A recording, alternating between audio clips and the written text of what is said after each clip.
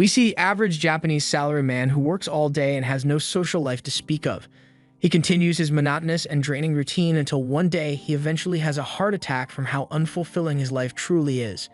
He later opens his eyes to find himself in an old-looking hospital with a woman standing over him. She remarks that he has quite the gentle face for someone who is related to his father, but he is still unable to make sense of what is going on yet. A maid enters the room and offers the woman some tea, which is when he is finally able to get a look at himself in the reflection of the tray she is holding. He has been reincarnated as a baby named Ars Leuven, and by the time 3 years have passed, he has already begun to make the best of his new life here. He has mastered how to read and write the language here, and has also become fairly knowledgeable about this world as well. He was born in the Summerforth Empire, which rules over the Summerforth continent, and since has never seen a map like this before, he concludes that wherever he is now is definitely not Earth. He was fortunate enough to be born into a family of nobility called the Leuvens, and that comes with the perks of having a giant house, maids to look after him, and a personal chef. There is also one other thing he got when he reincarnated, as he discovered that he has an ability that no one else has ever had. He goes into the training room for the guards and asks if he can watch them while they practice. They all like Ars, so they see no reason not to let him watch, although it's a little strange that a 3-year-old is so interested in seeing them fight. As he walks around, he notices one guard who is struggling to use a spear, so he sees this as the perfect opportunity to use his special ability, Appraisal. With this ability, he is able to see all the stats of the guard named Milias, and although his cavalry stat is only at D, he has an archery stat which is at B, so Ars can tell that he would be much better suited to take up the role of an archer. After Milias loses his match, Ars goes up to him and asks if he has ever considered using a bow to fight his battles instead. Milias thinks bows are for cowards who enjoy being safe while they attack, so if you would never be caught using a weapon like that. But Ars insists that he thinks Milias would be a really good archer if he tried it out. He wouldn't normally agree to something like this, but since it's Ars that is asking, he caves and decides to try it out at least once.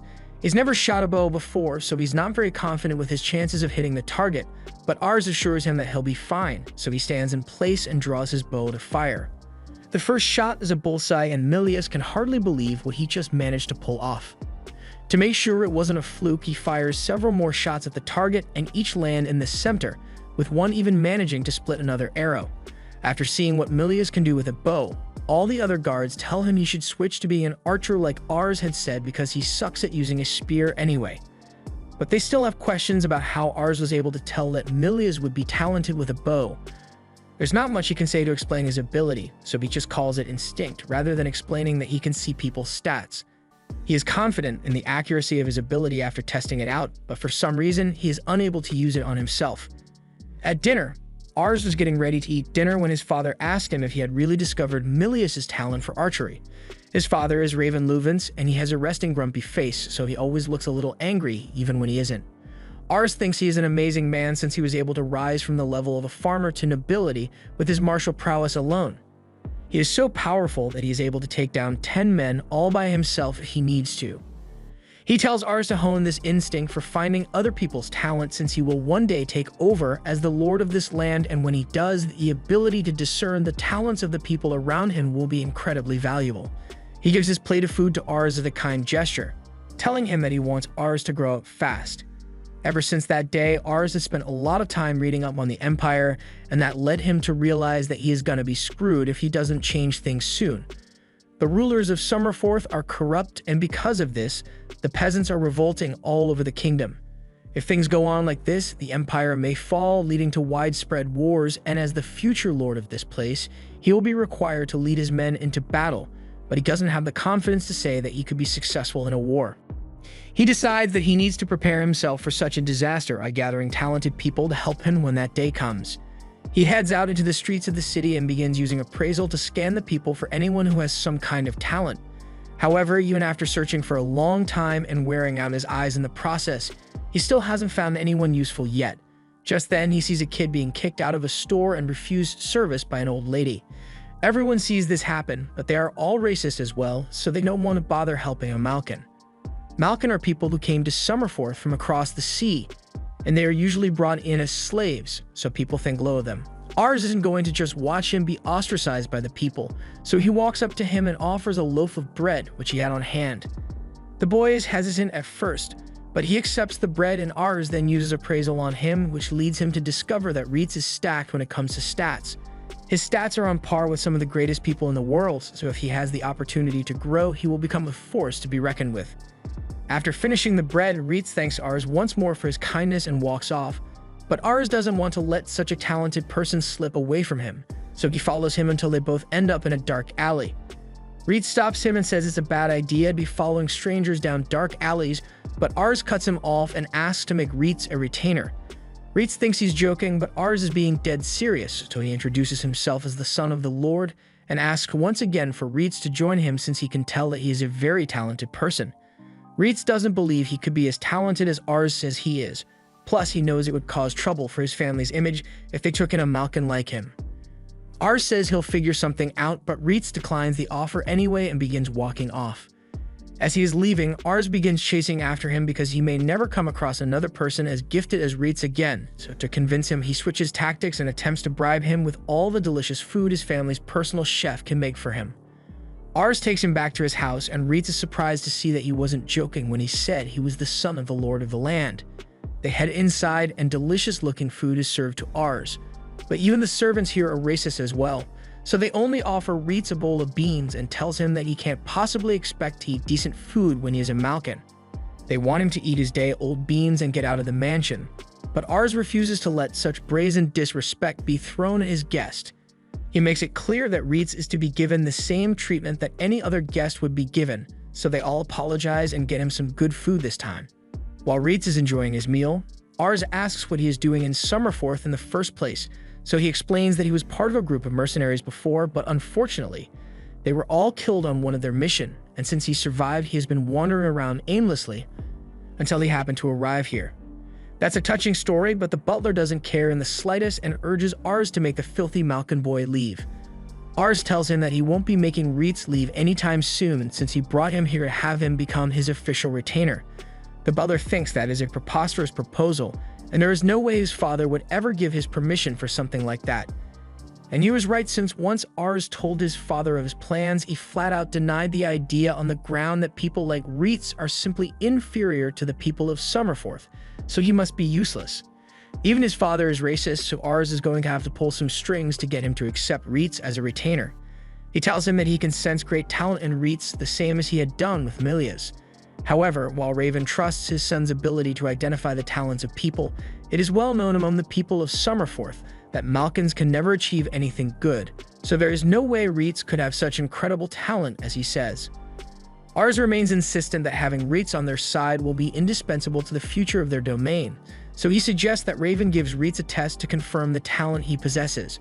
Raven agrees to test him, and if he passes, he can start out as a soldier. But the test he proposes is a duel which Reitz must win if he wants to be approved. Ars is worried since even though Reitz is indeed gifted, his father still has a higher prowess score than him, so he won't be able to win a fair fight. Fortunately, Raven is still a decent man, so he's not going to have a serious fight against a 14-year-old. He'll give Reitz a handicap to make things a little more fair to him, and under these conditions, Ars thinks Reitz has a good chance of coming out victorious. Reitz has no objections to this, so Raven says they should proceed with the duel immediately. While they are walking off so Reitz can fight Ars' father, Reitz stops for a moment and asks why Ars is working so just to take someone like him as a retainer. The offer makes him happy, but it honestly seems too good to be true considering he is persecuted wherever he goes because he is a Malkin. Ars assures him that he is only going through all this effort because Reitz is important to him. He will one day become the Lord of the Land, and when that day comes, he wants to have Reitz by his side, so Reitz promises to do his best to win. They arrive at the practice grounds and everyone is confused about what's going on here. Raven asks for practice swords and an hourglass to be brought to them, and once the equipment is ready, he explains that all Reitz needs to do is land a single blow on him within the time limit to be declared the victor of the match. Ars thinks this might work out in his favor if those are the requirements, since even if Raven is the best swordsman in the land, Reitz's skill should be enough for him to at least land one blow on him. The duel begins so Raven charges at Reitz with full force, and although Reitz managed to dodge, he can tell that even with just a practice sword, if that strike has landed, it would be cleaning the pieces of his body from the floor. Raven is stronger than him, but Reitz is still able to hold his ground against him in the fight. The other soldiers are impressed that he is able to keep up with Raven at all since none of them have managed to do so, and that was when he was going easy on them. But right now, Raven is going after Reitz without holding back. At that moment, Reitz gets hit with a strike to the shoulder which sends him bouncing off the floor. He gets back up and looks over to Ars, who is rooting for him, so he regains his motivation to continue the fight and charges in with a new strategy. He ducks under Raven's first strike, and once behind him, he uses the glare of the sun as cover to block Raven's vision and land a strike. Raven still manages to block the strike, but once Reitz steps back to create distance, he announces that this duel is over. Reitz looks back to make sure he hadn't run out of time, that the hourglass still had some sand left in it, meaning Reitz has successfully landed a hit on Raven, even if it was just a light stroke. Everyone is shocked by the feat Reitz has just accomplished, and Raven congratulates him on his victory. He admits that Ars was right when he said that Reitz had an amazing talent, and after seeing it for himself, he is sure he may become a top-class swordsman in the future. Ars also has a bright future ahead of him if he was able to find such talent so easily. He had been worried about how Ars would handle the chaos in the world right now when the time came, but it looks like he has nothing to fear. Ars may even manage to become the new emperor of the land, but that's a little ambitious for the lord of such a small village. Reitz has also become quite popular among the soldiers, now that they have seen what he can do, and a little while later, Ars goes to see if Reitz has adjusted to his new life here. He is dressed in his new uniform as he has decided to take on servant duties as well, since he wishes to help out as much as possible. He also expresses his immense gratitude to Ars for saving him from a life on the streets, and to repay that debt, he will stand by his side from now on. After a few months of Reitz being a part of the household, and he has been adapting to it quite nicely. For the most part, he has been staying by Ars's side, rather than partaking in battles. And with all the tutoring he has had, he has become one of the most knowledgeable people in the whole house, so both the people of the town and the house have come to accept him as one of them. This is further emphasized when Ars hears a couple of maids talking about how handsome and hardworking Reitz is. Reitz soon approaches Ars because they have a scheduled lesson together, so Ars happily puts down his book and joins him as Reitz goes on to explain the history of the Summerforth Empire. It was once composed of 7 individual nations, but of those nations, Ansel took advantage of its strategic position to conduct trade operations with all the other kingdoms. Eventually, Ansel invaded and conquered the neighboring kingdom, having the entire continent under the control of Ansel's king, Anathus Bidoris. The continent was later renamed the Summerforth Empire, and all this happened 200 years ago, but now the Summerforth Empire is in dire straits. The acting king, Bidoris VIII, is only 8 years old, so all the power is actually held by his retainers, who are more concerned with gathering wealth and power for themselves than with the longevity of the empire. With the current power system, people have begun to lose faith in the empire, and revolts have been popping up left and right as a result. For these reasons, several provinces made the decision to ditch the whole loyalty to the crown thing and instead focus on keeping themselves afloat. Right now, they are just a minor problem, but Ars' father is already being dispatched to deal with them, so one day they may be a serious threat, and Ars needs to be prepared for that. He asks Reitz if he has any idea where Ground Zero would be if a major revolt were to happen, so he points to the Mission province as a likely spot. Their ruler is currently old and in poor health, so once he's out of the picture, all hell is going to break loose. He has 2 sons who could take his place, and normally it would be the oldest, but the youngest is actually better suited for it than him.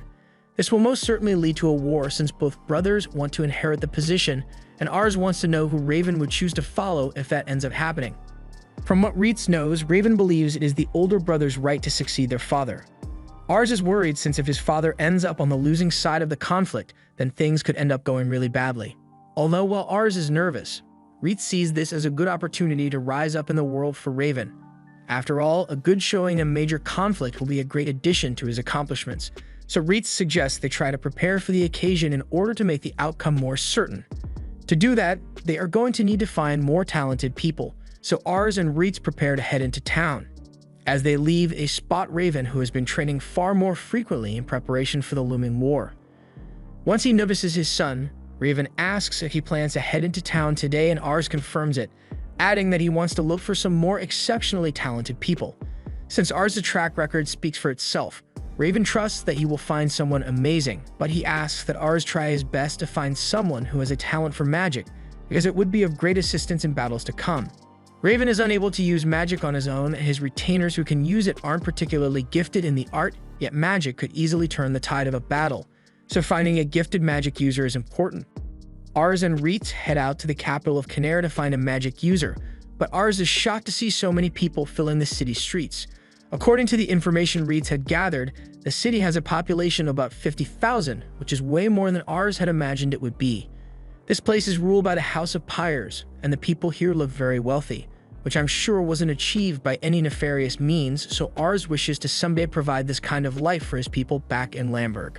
There are a lot of people to choose from, so Reitz is sure they'll find someone adequate for the job in no time at all. However, even as Ars scans through every single individual in the town square, he doesn't find a single person that would be a promising mage. For now, since they haven't had much luck finding any gifted people, Reitz suggests that they both go grab some lunch while they take a break. Ars is happy with that idea, but as they are heading to a market, they walk past an alleyway where Ars learns that things are never as pleasant as they seem at first glance. Reitz explains that no matter what, wherever there is wealth and prosperity, there will also be the poor and decrepit. But even though he was the exact same way a few months ago, he has to let Ars know that there's nothing he can realistically do to change all their situations now. He had looked at the flashy town earlier and thought it was wonderful, but with a sight like this, his opinion has changed. What he wants to create is a town where even the less fortunate are able to make a living for themselves. And though he knows he is just being wishful, he would like to find a talented mage among one of the poor people here, so he can at least save one person. While he says this, there is a cloaked girl listening in on their conversation, but she soon slinks away from the two. Ars and Reitz make it to the market, and Ars is drooling over all the amazing food available here when he gets called out by a fishy stall owner. He offers Ars the chance to buy a dragon egg from the northern region and have his very own pet dragon, which he is very excited to hear since he didn't even know dragons existed in this world till just now. He really wants a pet dragon, so he reaches into his bag and says he'll buy 3. But then Reitz pulls out a knife and holds the stall owner at the blade's edge. He is insanely angry that someone would dare try to scam Ars in front of him, and although the scammer tries to deny any wrongdoing, Reitz knows better. Trade with the northern region was frozen last year, so the only way he could actually get dragon eggs was if he illegally smuggled them in. But even at that, these are just regular old lizard eggs from the Ansel region. Reitz won't take such blatant disrespect to his master, so he is prepared to kill this man right now. However, Ars doesn't want to get into any trouble for murdering a local, so he tells Reitz to just let it go since it was his own fault for nearly falling for it. Reitz realizes that he's making a scene, so he calms down and apologizes to Ars for being so hot-headed. After finally getting some food to eat, Ars notices a candy stall across the street, so he runs over to go get some for himself. But as he pulls out his money pouch, a girl bumps into him, and his pouch gets poached. He doesn't notice what happened at first, but as Reitz comes running up, Ars is informed that he just got robbed, so he starts panicking. Reitz assures him that they will be able to get it back as he picks Ars up to chase after the girl. But even with his speed, the girl is still so fast that Reitz only manages to pull off her cloak. They follow her into an alleyway, but it looks like they aren't the only ones who are after her, as she has been cornered by a group of 3 guys who really don't like her. The girl gets punched to the floor, and even though she just stole from him, Ars can't bear to see someone get treated so badly. The man doesn't like being told what to do by a kid, so he's about to give Ars the same punch. But Reitz obliviously isn't going to let him get away with it. He warns the man to not continue with his attack, but the man doesn't surrender, so he gets a 1 piece to the gut before being thrown like a bag of dirt. His 2 friends try to jump in and avenge their buddy, but they both get manhandled by Reitz as well, eventually deciding to just take the L and leave. Now that they are gone, Ars asks if the girl is alright, but then he gets a good look at her, and she's fucking amazing. She has S-rank potential as a mage, which is exactly what Ars was looking for. So while Reitz walks up to her to demand Ars' money pouch back, Ars asks her if she would like to become one of his retainers. This shocks both the girl and Reitz since they can't believe he would hire someone who just stole from him, but Ars is serious about it since he can see her immense aptitude for magic. The girl answers coldly, saying she would rather die than serve a child like Ars, and when asked why she gave such a strong refusal, she says that there are just some things she can't stand. And Ars is one of them. Besides, she says she has never used magic before, so there's no way she could be as adept as Ars is claiming. Ars tries to convince her by saying he can tell that she would be great at magic. She looks broke and smelly, so the offer of a job and a home should be really appealing to her. However, she gets offended and thinks Ars is looking down on her since he has been living the easy life since the day he was born. She has no interest in becoming the pawn of some noble who is only interested in protecting their lifestyle, but Ars says he is not like that.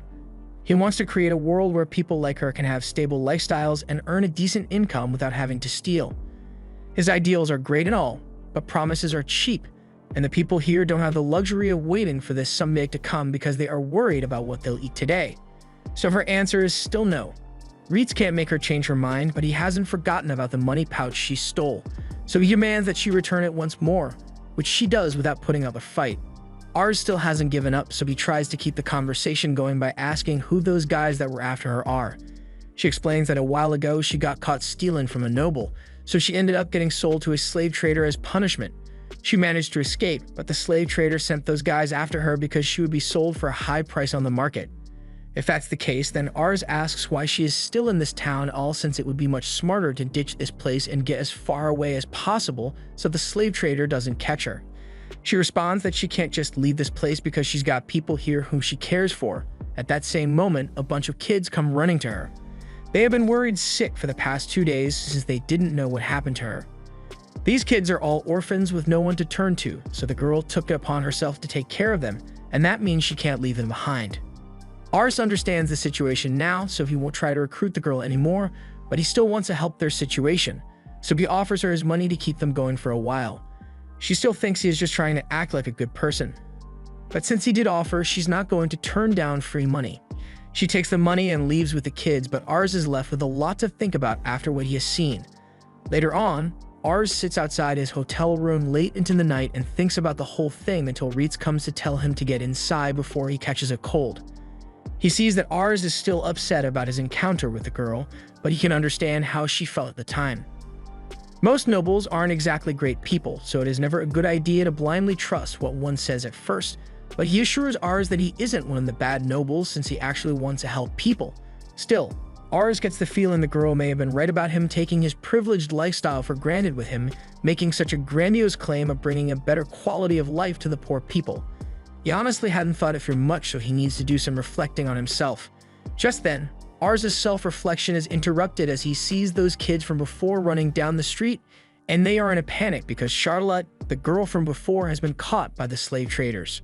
Charlotte has just been dragged back to the slave trader's office by his lackeys, and the goons who were forced to chase after her take their frustrations out by giving her an extra beating for making them work so hard. Even while she's getting kicked over and over, Charlotte doesn't cry or fight back because she has more or less accepted her fate. The slave trader tells the goons to lay off beating her because he's got a buyer willing to pay big bucks for her, and the dude's a real pervert, so he wants Charlotte's face in good condition. Since the boss ordered it, they agree to leave her alone, but then they notice the sack of money she has with her and pick it up as a bonus for themselves. However, while she doesn't care about herself, that money is where she draws the line. She gets up and tries to run away after grabbing the bag, but she is immediately slammed back to the ground. The slave trader tries to convince her to give up on running away since even if she did manage to escape, she would just end up going back to the life of misery on the streets, so she should just accept that she has lost and become some random guy's slave.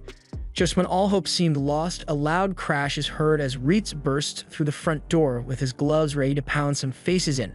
The goons recognize him as the same guy from earlier, but they seem to have forgotten how badly they were beaten. So Reitz gives them a quick reminder by knocking them out again.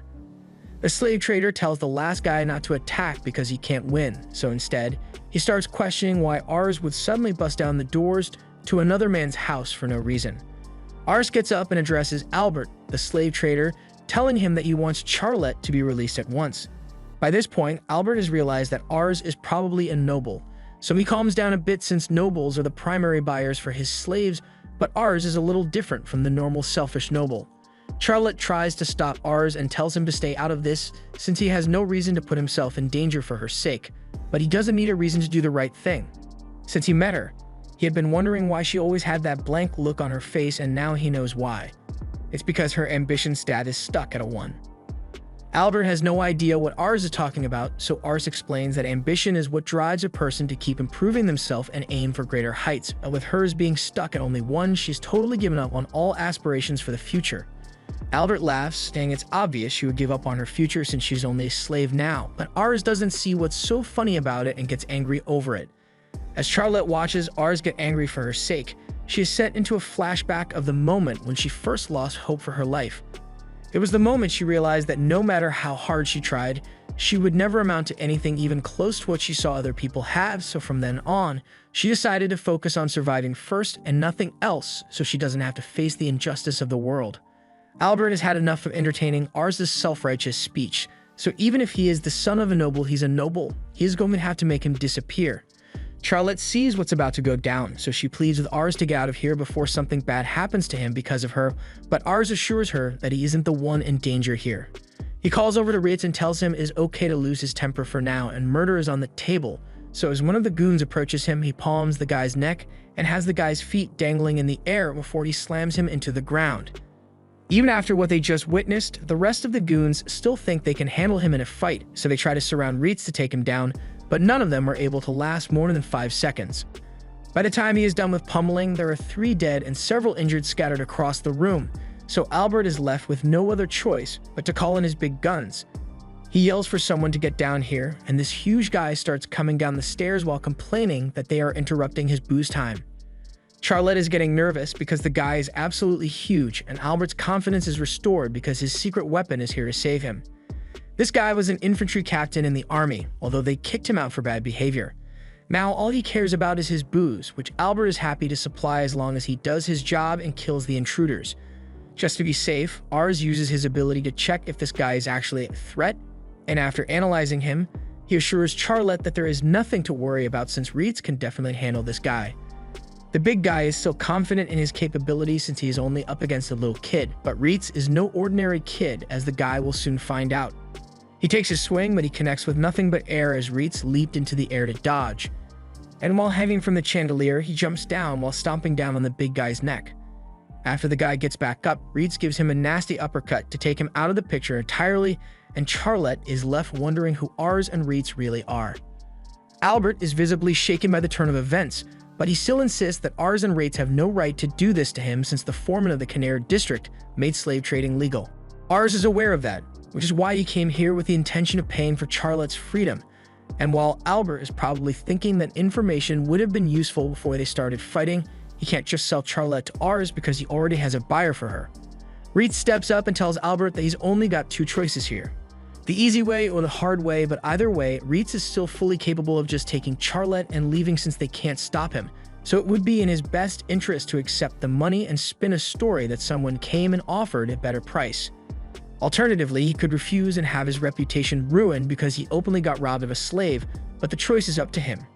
Given the options he has, Albert is forced to concede and agrees to let them take Charlotte, so Ars and Ritz both turn back to Charlotte, and since everything is finally settled, Ars stretches out his hand to Charlotte, saying they should probably get back to her friends since they are worried sick about her. Charlotte doesn't say a word to him, but her opinion of Ars has changed a lot in the past few minutes. As they are leaving, Charlotte stops for a moment and says there is a place she wants to visit before they return. She leads them deep into the forest to show them something, but Ars' stubby child feet aren't made for hiking, so he's exhausted long before they actually make it there. After a few more minutes of walking, Charlotte says they've arrived, so Ars looks up and is pleasantly surprised by the amazing view he gets to see. This has always been her secret spot since when she sees the whole town from up here, her problems always seem small in comparison. If the spot is so special to her, Ars asks why she would choose to share it with him. She brings up what Ars had said earlier about wanting to create a town where people like her can live stable lives, but she wants to know why he cares so much in the first place.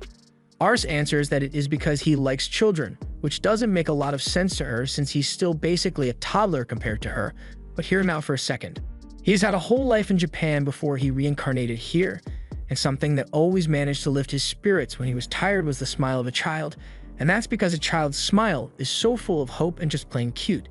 So he wants to protect those smiles no matter what. Charlotte is satisfied with that answer, so she agrees to go with Ars after all. Ars is happy, but he thought she had a commitment to those kids, so she couldn't leave. That may be true, but the reason she is leaving is because she wants to help Ars make a place where they can have hope for the future. Since she'll be joining them, Ritz asks to see her demonstrate her talent for magic using this magic tool.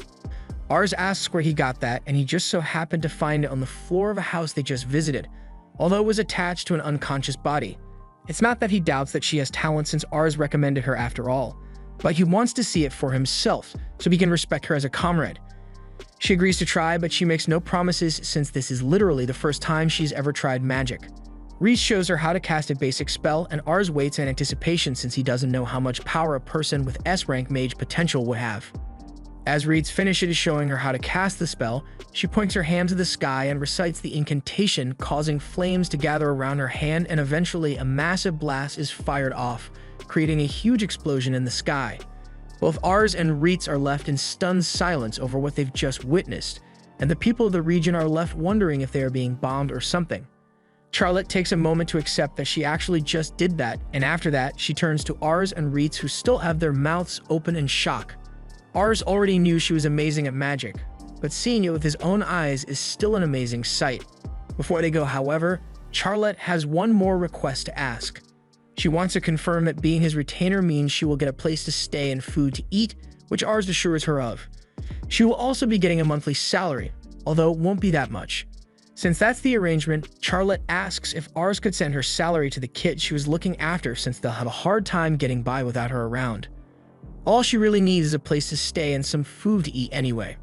Ars agrees to do that for her and says he can't wait to see what her future holds.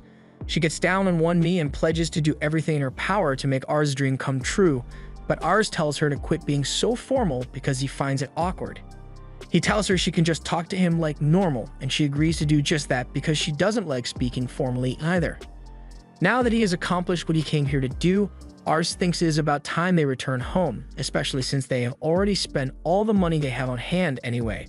They head back into town, where Charlotte says goodbye to the kids in town, and right before leaving to return to house, they take a little snack break. Charlotte never really learned table manners, or any manners for that matter, so Reese is going to have to drill them into her brain so she doesn't end up disgracing Ars in the future, but she doesn't like the idea of having to learn boring stuff like that. After a long journey, they later arrive back at House Leuven, and Ars introduces his father to Charlotte, but his initial reaction upon seeing the new mage is refusal, since he believes the battlefield is too dangerous for a girl like her. However, once he sees her create a dragon-level explosion with a basic fire spell, he immediately changes his attitude and welcomes her to House Leuven. A few years after Charlotte joined, Raven returns after yet another battle, and Ars is there to greet him as soon as he arrives. He's glad to see that everyone made it back safely, so he asks his father how the battle went this time around. Raven is happy to say that it was an overwhelming victory, and largely because of Charlotte, who has grown in several ways over the past few years. Ever since she was inducted into the mage unit, she has been the star of the show and quickly became one of the most feared mages in the country. Because of her, their mage unit is now regarded as the pride of the Hovent, right alongside the infantry unit. Ars knew Charlotte was talented from the moment he saw her, but he never would have guessed that she would make such a difference by herself, so he is even more motivated to find more exceptionally skilled people. In other news, Ars now has a baby brother and sister, and Ars can already see that they will be valuable members of the family from their stats. Just then, Reitz comes into the room and says he has excellent news for Ars, since there might be some new talent in town. A family of hunters has just moved in, and two of the boys are really strong and tall, so the townspeople are singing their praises. They won't know for sure if they are the kind of talent Ars is looking for until he sees them with his own eyes, so he and Reitz soon prepare to go and meet this family. Reitz has been told that they live out in the forest near the town, so they'll need to go back horseback, but before they depart, their attention is drawn to Charlotte, who is having lunch in the tree above them. She asks where they are headed, so Ars explains that they are going to scout out some new prospects for talent. If that's what they are doing, Charlotte says she'll accompany Ars as an escort since she has the day off, and Ars is happy to have her come. But he didn't expect the ride to be so awkward since it's cramped with three of them on the same horse. Charlotte complains about the horse being slow, but Reitz tells her that it's her fault for insisting on coming along and weighing them down. Just then, a wild animal runs past, and an arrow flies through the trees, impaling and killing the animal. Shortly after, two brothers emerge from the brush and are happy to see that they caught their prey. But in the middle of their banter, they notice that there are other people in the area, so they apologize for firing so carelessly and putting them in possible danger. Ars gets a good look at them and realizes that these are the two hunter boys they were looking for, and they are pretty impressive since Gatos has A-rank infantry skills, and Marcus has A-rank archery skills. The boys find it a bit strange for people to be out in this part of the woods, so they ask what Ars and the others came here to do, which is when Ars tells them that he has a proposal he wants to offer.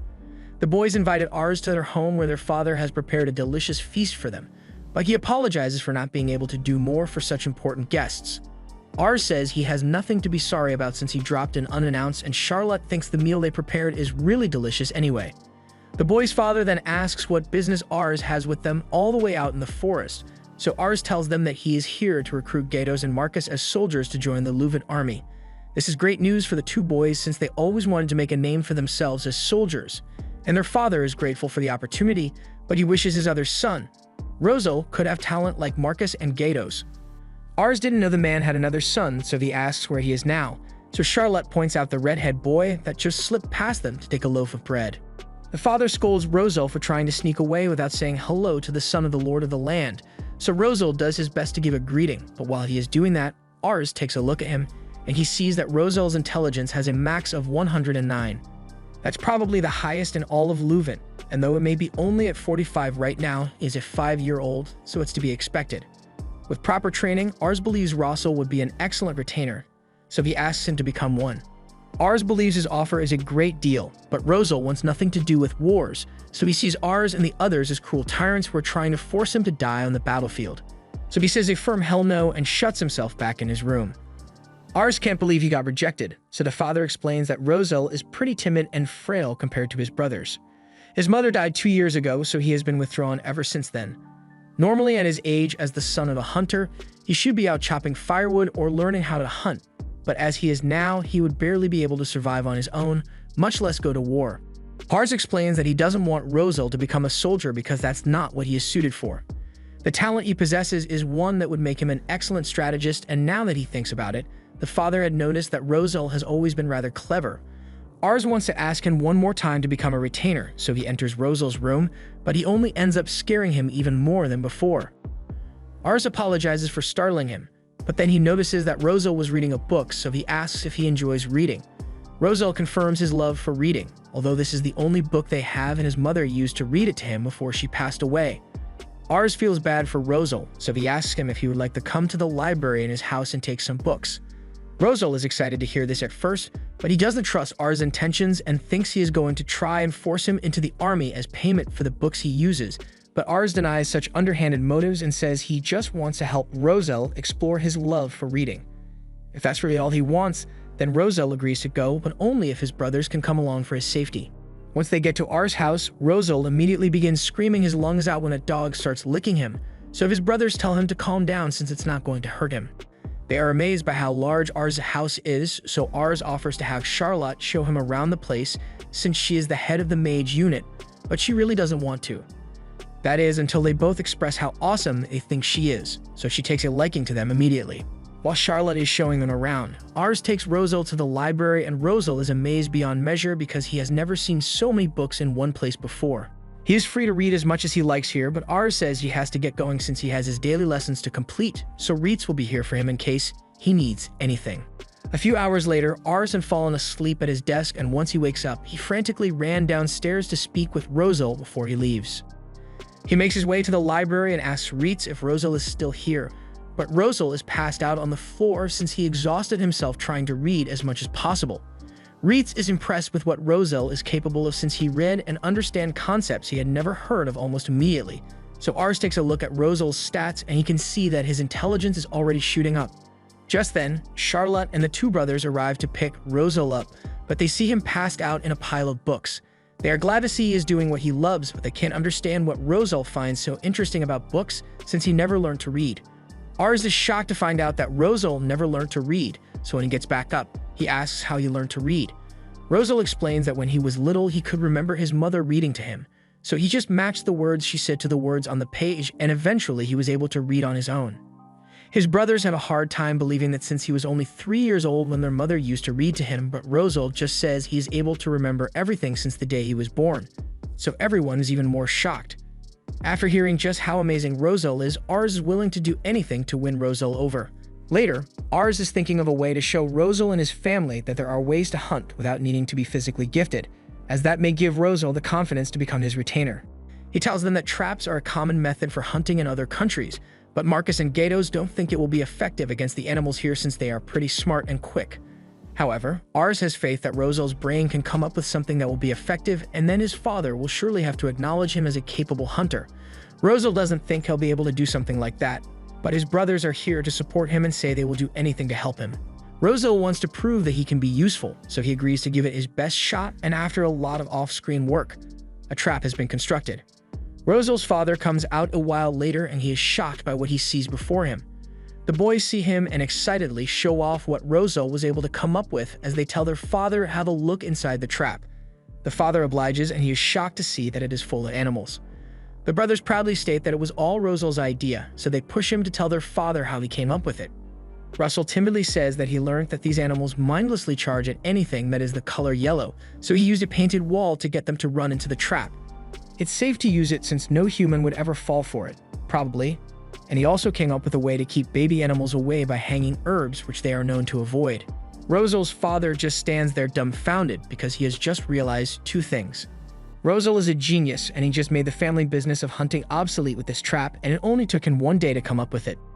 After processing his thoughts, he asks the older brothers if they are leaving tomorrow to join the Leuven army, and once they confirm it, he tells them to take Rosel with them.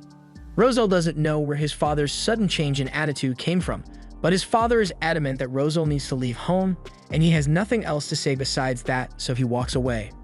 Rosel now believes his father must hate him for making hunting redundant, so he accepts that he's just going to have to go with Ars since he has nowhere else to go. But Ars tells him that he can't leave yet, at least until he has cleared up this misunderstanding with his father. Rosel's mother fell ill shortly after he was born, so he has always believed that his father hated him for being the reason their mother died. Even though they never said that, he believes that's what they all think about him, which is why he always locks himself in his room. Right now, he is wishing he had never been born, but then he hears some movement on the roof, and it happens to be his father and brothers. Marcus and Gatos both came to thank their father for raising them well, but they ask him why he had to talk to Rosel in that way earlier. The trap he built was amazing, and Rosel made it so that the father wouldn't have to work so hard, so there was no need to be so harsh on him like that.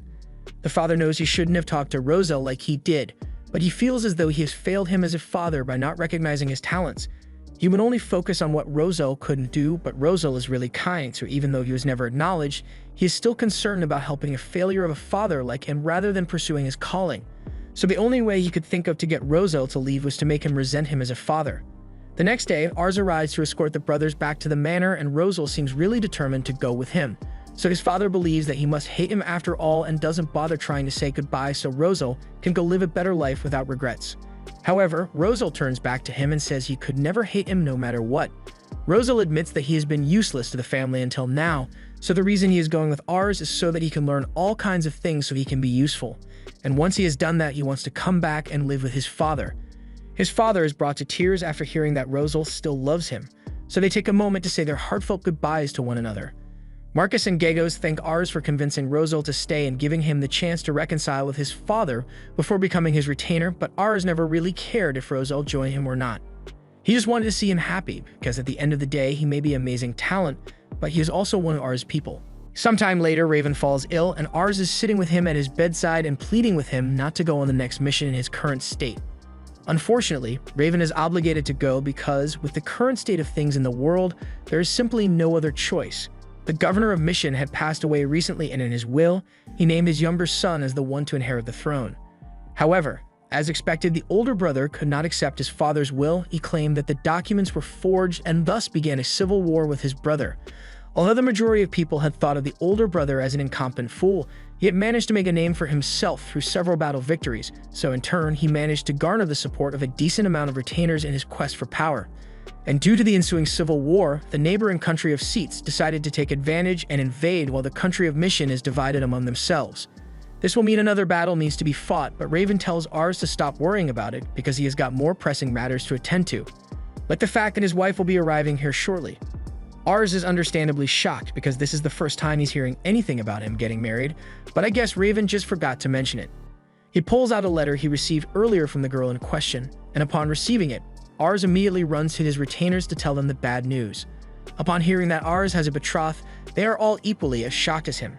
This is the first he has heard anything about her, and a maid comes in to tell him that his soon-to-be wife is outside already, so he has literally no time to prepare.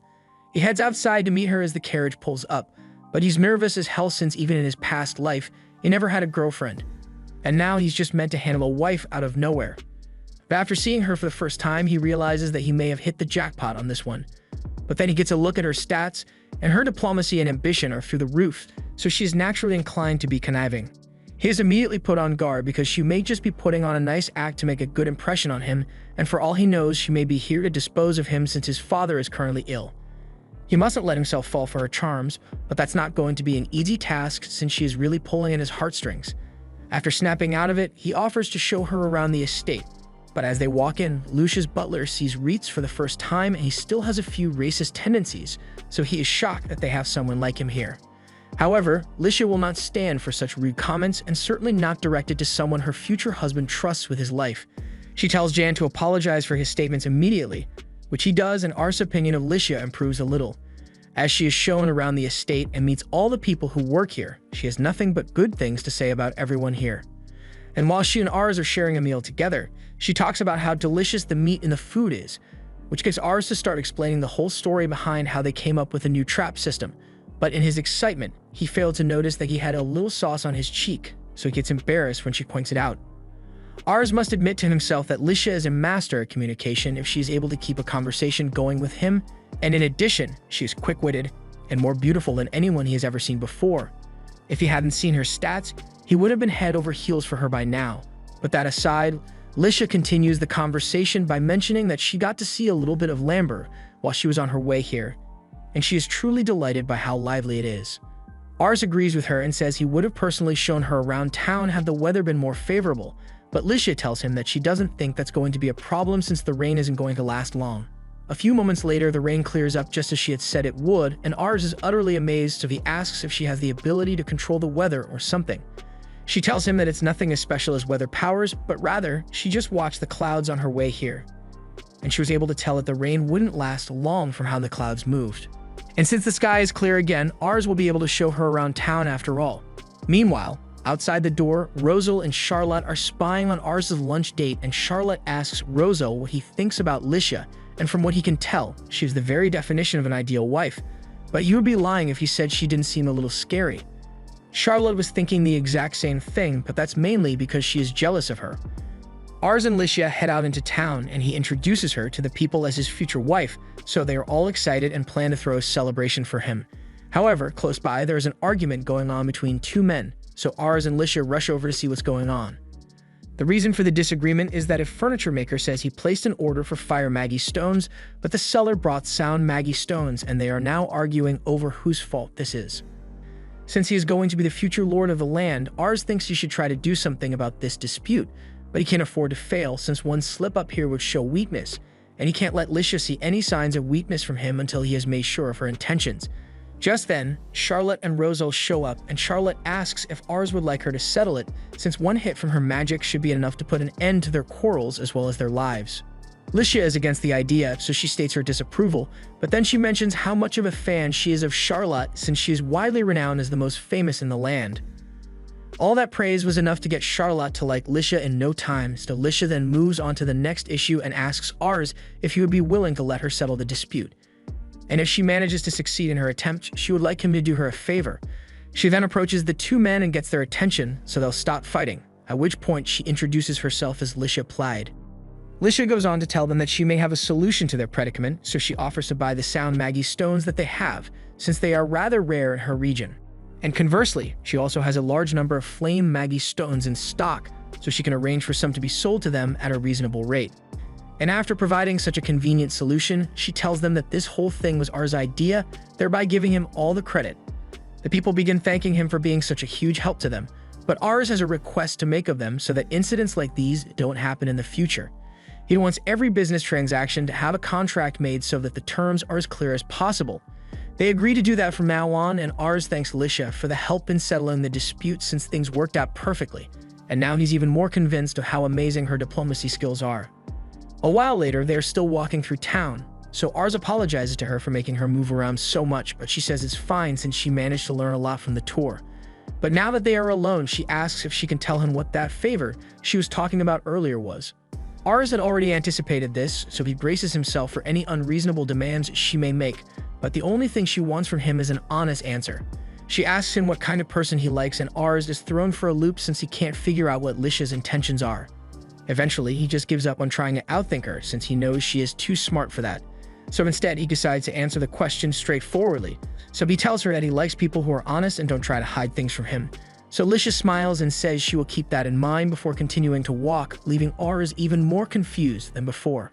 The rest of the day went on without much, but in the end, Ars was unable to figure out what Lisha's real intentions are. But since she'll be staying the night here, he decides to just try again tomorrow and gets ready to climb into bed. However, as he lifts the covers, he finds Lisha hiding on his bed, and it's the biggest shock he has received all day. He questions if Lisha is aware that this is meant to be his room, and she is fully aware of it. But she just thought it would be funny to sneak into his room and catch him off guard. Jokes aside, she does have a reason for coming here, as she brings up what Ars had said earlier about liking girls who don't hide things from him.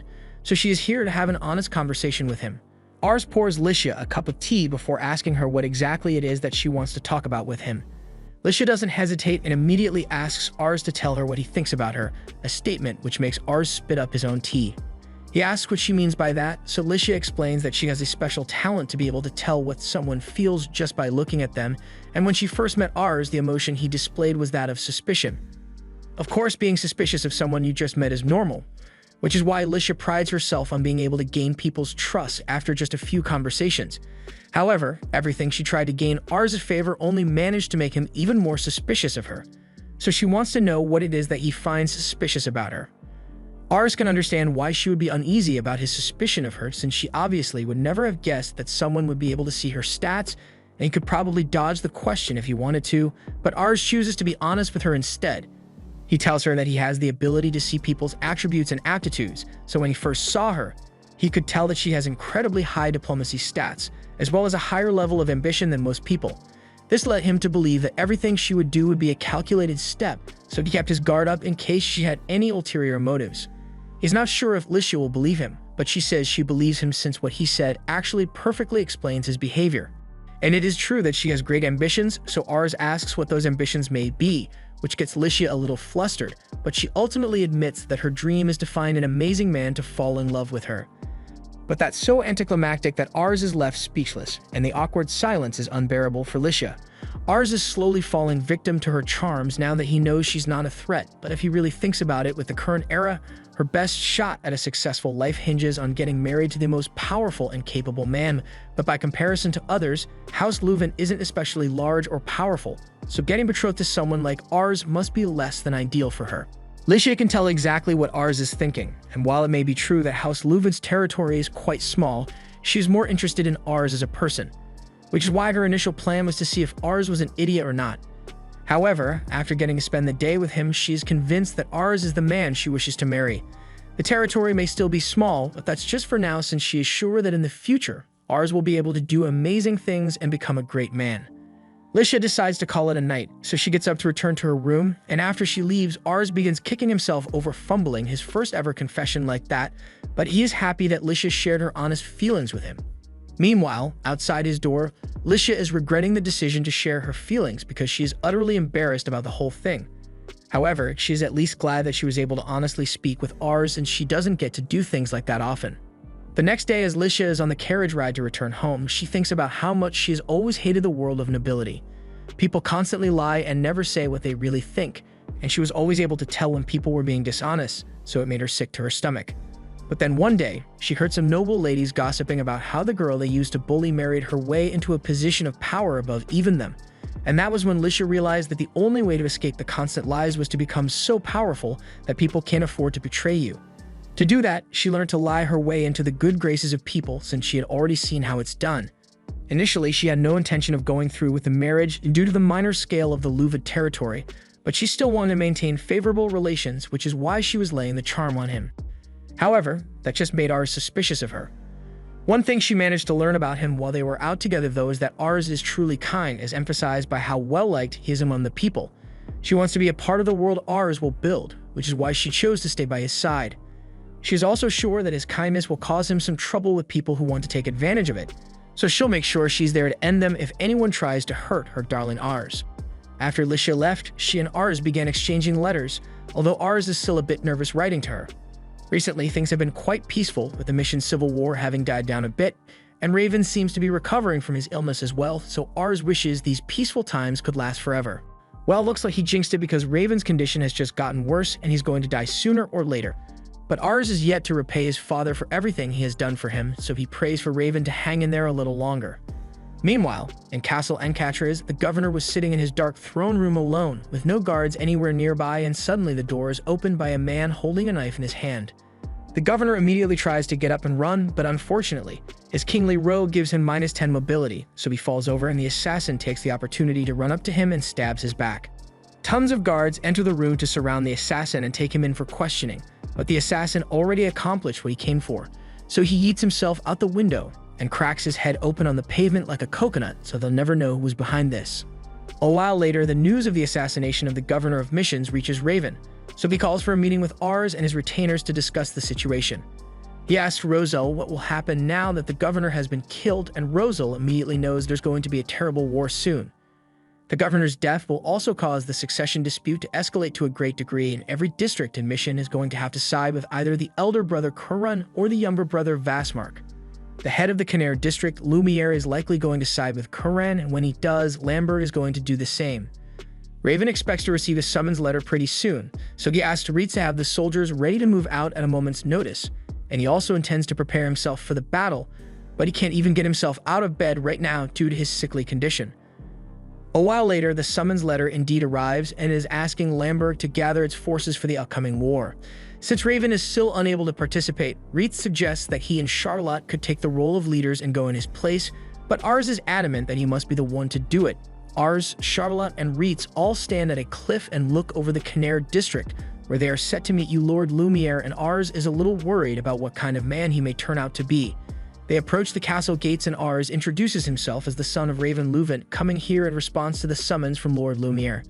The guard takes a look at the invitation and it looks like it is genuine, but he doubts that Ars is here to represent House Luvent since he is just a child.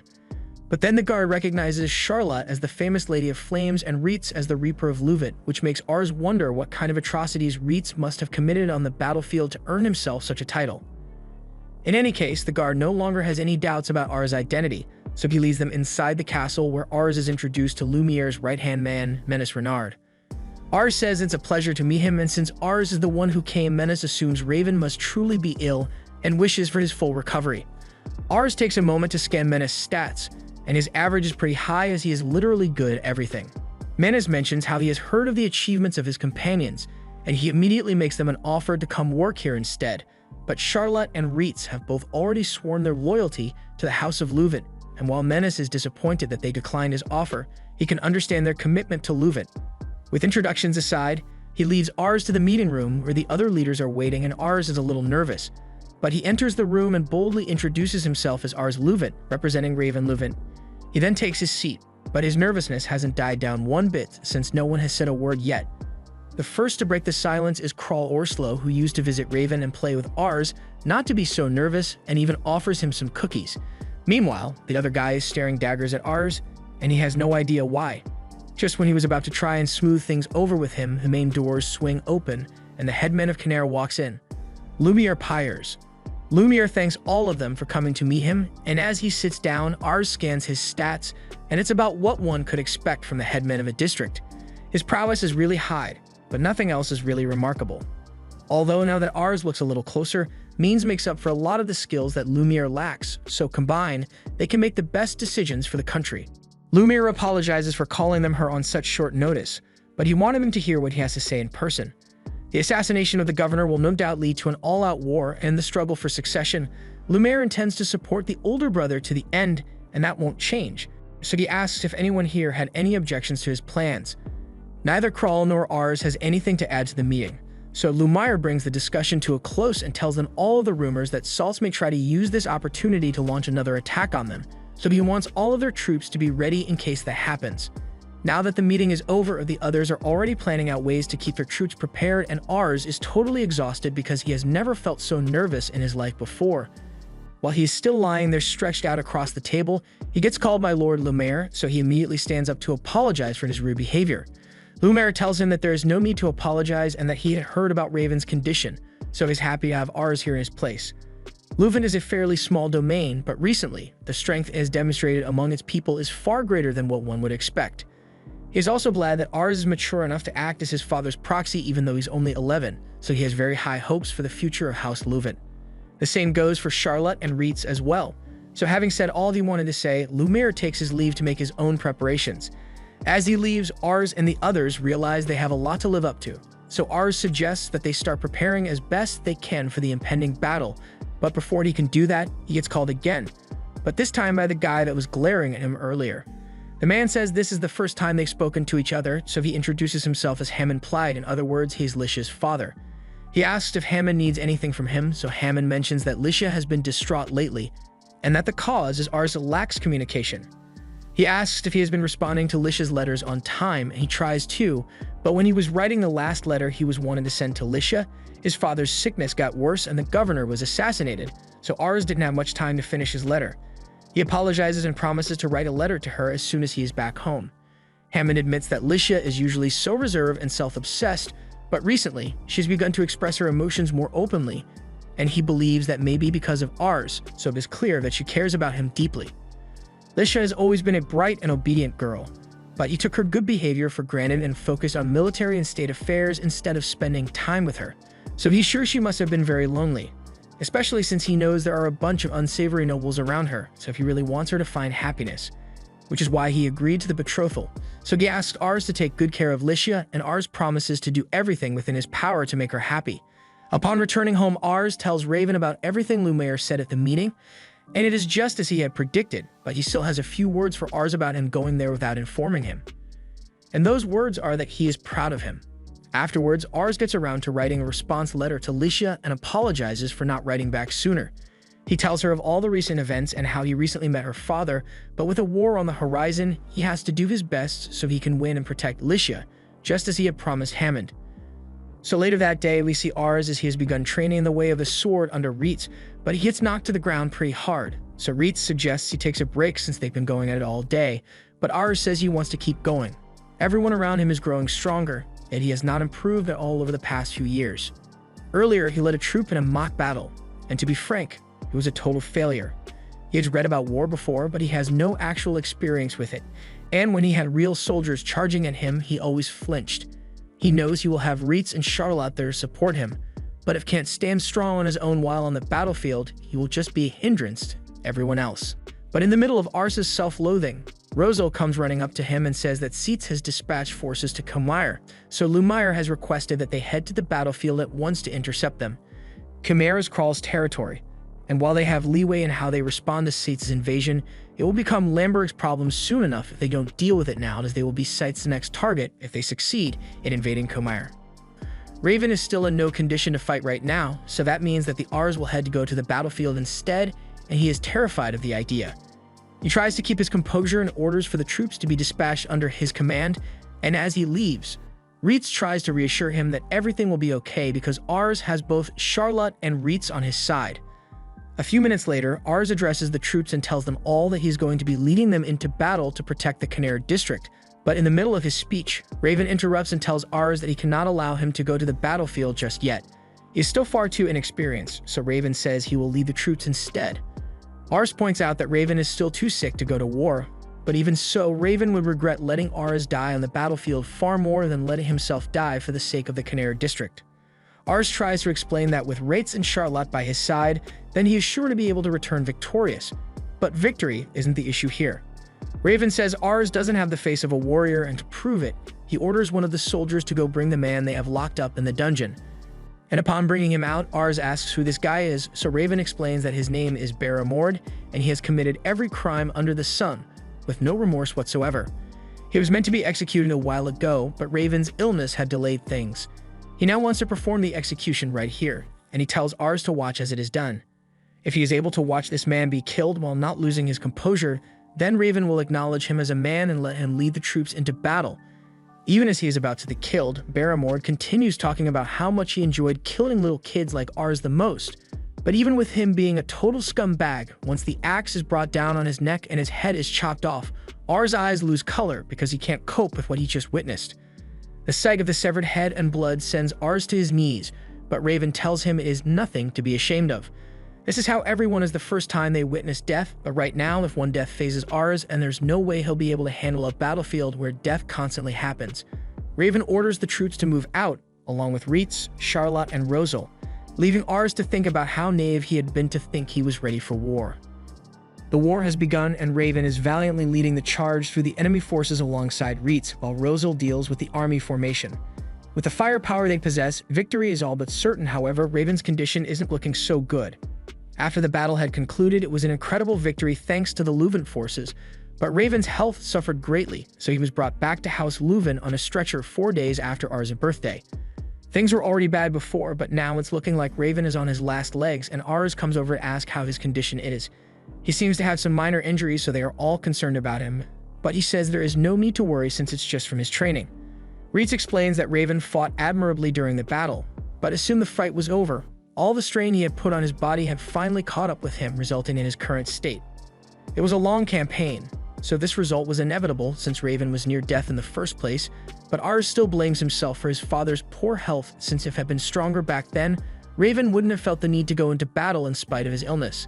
The others try to cheer Ars up by saying he can't blame himself for this, and Ars appreciates their kind words, so he raises his head and asks to be updated if there are any new developments with Raven's health, because he is heading back out to continue his training. They all think it's weird for him to start training right now since it's already pretty late, but Ars wants to do it regardless, so they are left wondering if Ars is actually okay. The soldiers who stayed behind filled Charlotte in on what Ars has been doing while they were gone, and apparently he has done nothing but train himself through the mornings and nights, so she hopes he doesn't end up overworking himself. Just then, they hear a lot of banging on the door, and upon opening, they find that Licia has arrived unannounced. And while she is apologetic for her intrusion, she is really worried about Ars since they've been exchanging letters since the war started, but recently. While his letters haven't changed much, she can tell by the lack of emotion in them that Ars is growing distant and may be on the verge of starting his villain arc if nothing is done to help him. The retainers all look at each other, and then Reitz assures Licia that Ars' behavior is not her fault, but she didn't come here just to hear that. She is really worried about Ars, and that's exactly why she wants to know what happened to him. Reitz finally gives in and tells her all about the things Ars went through, from having to witness an execution, to being told he is too weak to go to war, and the guilt he feels over Raven's condition. Licia feels terrible for not being able to support Ars at all in his time of need, so she asks where she can find him. They tell her he is currently training, so she heads over to the training hall to meet him. However, as she opens the door, she realizes that Ars is pushing himself really hard to get better, and despite his training partner thinking it would be best to take a break for the day, Ars still persists since Raven was able to fight a whole war while being terminally ill, so he can handle this much. Licia decides not to approach right now and instead give him some space because that's what he really needs right now.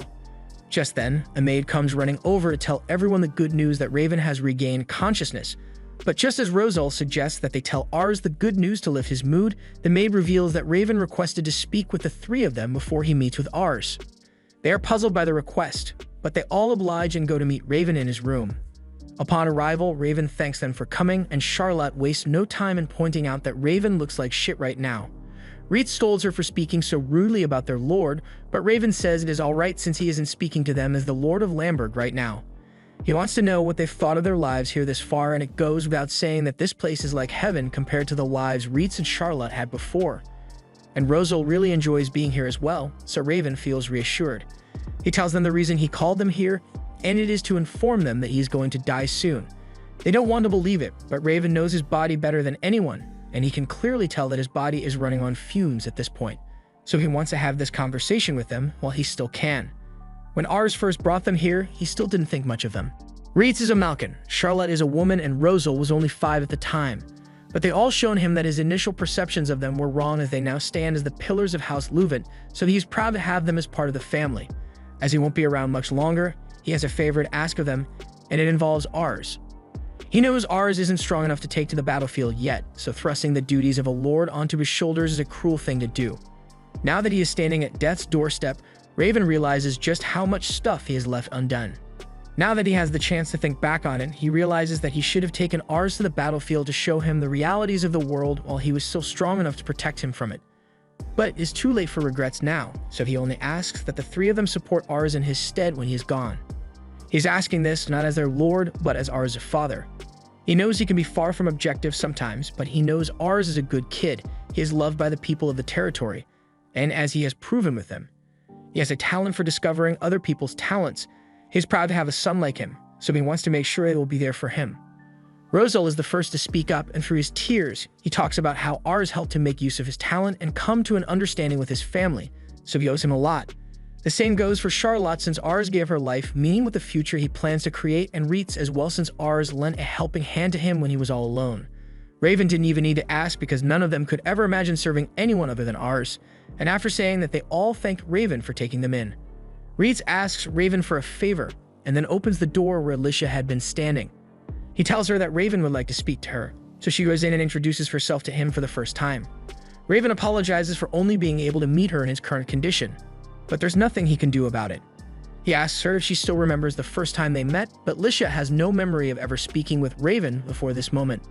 He explains to her that he was the one who requested her betrothal to Ars after he saw her at a funeral. The first thing that came to mind when he saw her was how well-behaved and mature she acted, but beyond that, he could tell that she was a very kind person, so he wanted someone like her to be by Ars' side. He admits that his territory is rather small, but he wants her to stick Ars' side even if he may prove to be unreliable at times. Alicia cuts him off and corrects Raven. As while it may be true that Ars' kindness may make him vulnerable at times, he is working really hard to overcome that weakness. Hearing her speak so strongly about Ars, Raven realizes that Alicia has already fallen in love with Ars, so his mind is at ease knowing that she will never leave his side either. After he is done speaking with her, Alicia leaves Raven's room and tells the other that Raven now wishes to speak with Ars. The others understand and start leaving to call Ars, but before they do, Alicia calls out to Reitz and thanks him for giving her the chance to talk with Raven. Reitz says it was nothing, but as Alicia leaves and he is left alone, the realization that Raven will be gone soon starts hitting him really hard, as over the years he has spent here, he had come to think of Raven as an adoptive father. He had held his composure earlier, but he just can't bear the fact that he won't be with him anymore. A while later, Ars finally arrives to see Raven, and he is much more cheery after hearing his father has regained consciousness. Raven apologizes for calling him up at such a late hour, but Ars is happy to be here. He starts bringing up how he was doing research on possible ways to cure Raven's illness, but Raven knows none of it is going to work, so he cuts Ars off and starts telling the story of his life back when he was a young boy. He wasn't born in Lamberg, but rather from a small farming village in Missions. With the Lord, there was a tyrant who taxed the people relentlessly, so everyone was forced to live in poverty. Eventually, Raven was fed up with living like that, so he ran away to the city. By the time he arrived, the governor happened to be visiting, although he's still not sure what the exact reason for the visit was. But when he bore witness to the gallant aura of the governor riding in, he swore to himself that he would become a man just like him. From that moment forward, Raven studied the sword on his own so that he could become a knight, and when he finally became one, he fought with all his heart until he was eventually recognized for his accomplishments by Lord Lumiere, and before he knew it, he had been given his own domain. Time has really flown by, and he truly treasures all the people he has gotten to spend that time with. He knows Ars must feel at least partially guilty for his current state, but he wants Ars to know that he bears no responsibility for it whatsoever. This is the result of the way he chose to live his life, so he wants Ars to live his own life and take care of everyone in his stead. Ars doesn't like how Raven is talking, but he eventually comes to terms with the situation and agrees to handle things as best he can when he is gone. Raven can see that Ars is really ready to take on the responsibility, and he feels bad about burdening his son so much. But Ars tells him that he is glad to have a father like him. After the heart-to-heart they just had, Raven changes topics and begins asking Ars how things are going between him and Licia, and from there they spend the rest of the night having a nice father-son bonding moment. But by the next morning, Raven was no longer with us. A burial is held for Raven where everyone in Ars' family, as well as all the townspeople, are gathered to say their goodbyes. So as Ars steps up to pay his respects, he addresses the people. He tells them that he got to speak with Raven for a long time before he passed on, and Raven entrusted the domain and the people within it to his care. He admits that he still isn't as strong as Raven was, but he promises to devote every ounce of strength he possesses to caring for and protecting everyone. So he asks for their support as he takes on the role of Lord. Everyone immediately rallies their support for Ars on his road to take over the duties of Raven, and Charlotte starts recalling all the good times she spent with the former Lord and how even on the battlefield, he would show concern for her overworking herself and told her so save the desperate efforts for a time when Ars needs her. It was the same thing with Rosal. Raven told him there was no need to push himself too hard to study since he is still just a kid, and there would be plenty of time for him to grow up alongside Ars and be useful to him. Ars then asks that his father's spirit watch over him as he declares himself as the new Lord of Leuven. Meanwhile, in a bar, a woman overheard two guys talking about how the governor of Missions was assassinated by one of his sons during the succession dispute, and she seems really interested to hear more about the story. 3 months have passed since Raven's death, and Ars is still having trouble getting used to his new lordly duties, but he is managing thanks to the help of the people around him. He doesn't expect to be able to measure up to Raven's greatness, but he'll do his best to lead the people in his own way. A meeting is called between the lords, and before they get things started, they hold a moment of silence for their fallen comrade, Raven. Lumiere then announces that Ars will be taking up the mantle as the next Lord of Leuven, so Ars formally introduces himself and promises to uphold his duties to the best of his ability. Now that Ars has officially been inducted, Lumiere says he is on equal footing with the rest of them, so they expect great things from him.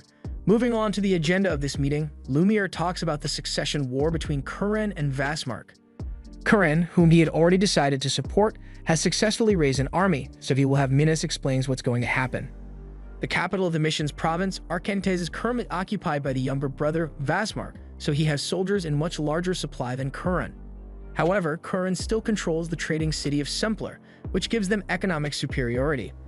In terms of advantage, these two cities are pretty equal to one another, so the deciding factor in this war is going to be the loyalties of the surrounding districts. For this reason, Kuren is trying to secure the support of the neighboring districts, but the one to the west, Piraina, refuses to yield to the pressure. The district of Piraina may only have a small military, but the shortest way to get to Arkantes for an attack is through Piraina, so it is imperative that they get Piraina under their control if they want to run effective supply chains to the battlefront, which could possibly lead to them losing the war.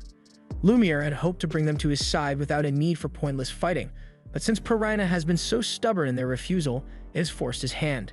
They are left with no other choice but to subjugate Piraina. Ars isn't on board with this idea and speaks up, asking that they allow him to try his own measures first before they decide on subjugation. Lumiere is shocked to hear this, but he is also intrigued to hear what Ars has in mind. Several days earlier, Ars was going over the current state of things with Rosal, but none of it made any sense to him. Why would the Piraina dig their heels in and refuse Lumiere when they know they are putting themselves at risk of being attacked as a result? There has to be more to the situation than meets the eye. Rosal doesn't know what this mystery factor could be, but attacking before they find out what it is would be a stupid move, so he thinks it would be better if they try to figure out the full situation first. Ars thinks it would be a good idea as well, but he isn't sure how to go about gathering information on the matter. That's when Reitz suggests that they should hire a mercenary group known as Shadow. Rumors say that they are frighteningly good at getting the info they are after, so Ars asks if it is possible for Reitz to get in contact with them. He says he'll do his best to get in touch, but in the meantime, Rosal asks Ars to suggest that they handle the Piraina problem by themselves at the next meeting. With all Ars' points outlined, Lumiere agrees to give Ars some time to investigate the reason for Piraina's stubbornness, so Ars thanks him for being so understanding.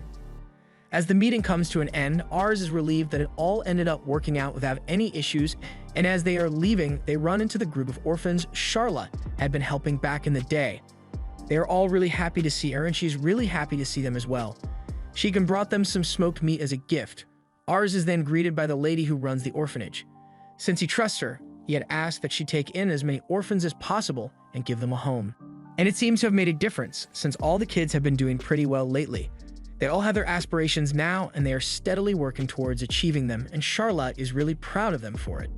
The kids thank Ars for helping them out so much, but he can't take the credit for all of this after all. Charlotte is the one who sends most of her salary here to help them. The kids had no idea about this, so now they are even more grateful to Charlotte than they were before. Eventually, they all say their goodbyes, and Charlotte smiles as she watches them leave. Initially, she had thought about taking them with her to Lambert when Ars first requested that she become his retainer. But while Lambert is certainly a wonderful place to live, Ars thought being in a big city like Canera would provide them with much better opportunities to learn and grow.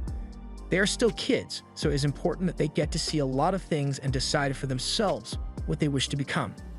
Just then, Ars is surprised when he hears his name called out by Lisha. He asks how she got here, so Lisha explains that she was accompanying her father since he had to come here for the meeting, but then she heard that Ars was in town as well, so she came looking for him. Ars is delighted to see her, but he wasn't prepared to meet her today, so he's a little flustered.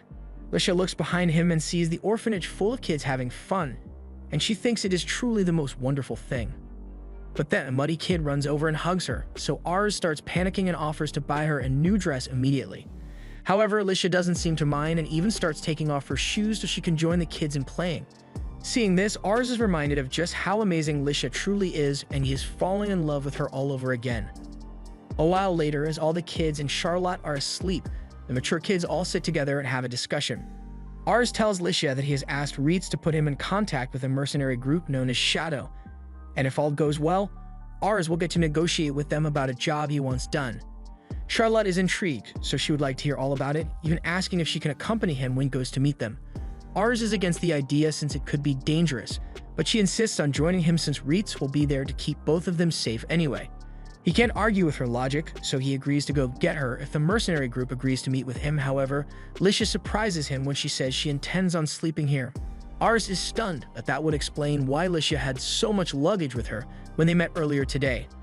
And it's not like she has any way of leaving when it is already so late into the night, so Ars caves in and says she can stay. He gets up to go get a room ready for Licia, but the surprises keep on coming when Licia tells him she would be happy to share his bed. Ars immediately rejects the idea, and the sound of someone flirting with Ars wakes Charlotte up, so by the time Reitz returns, he finds Ars being badgered by both of them.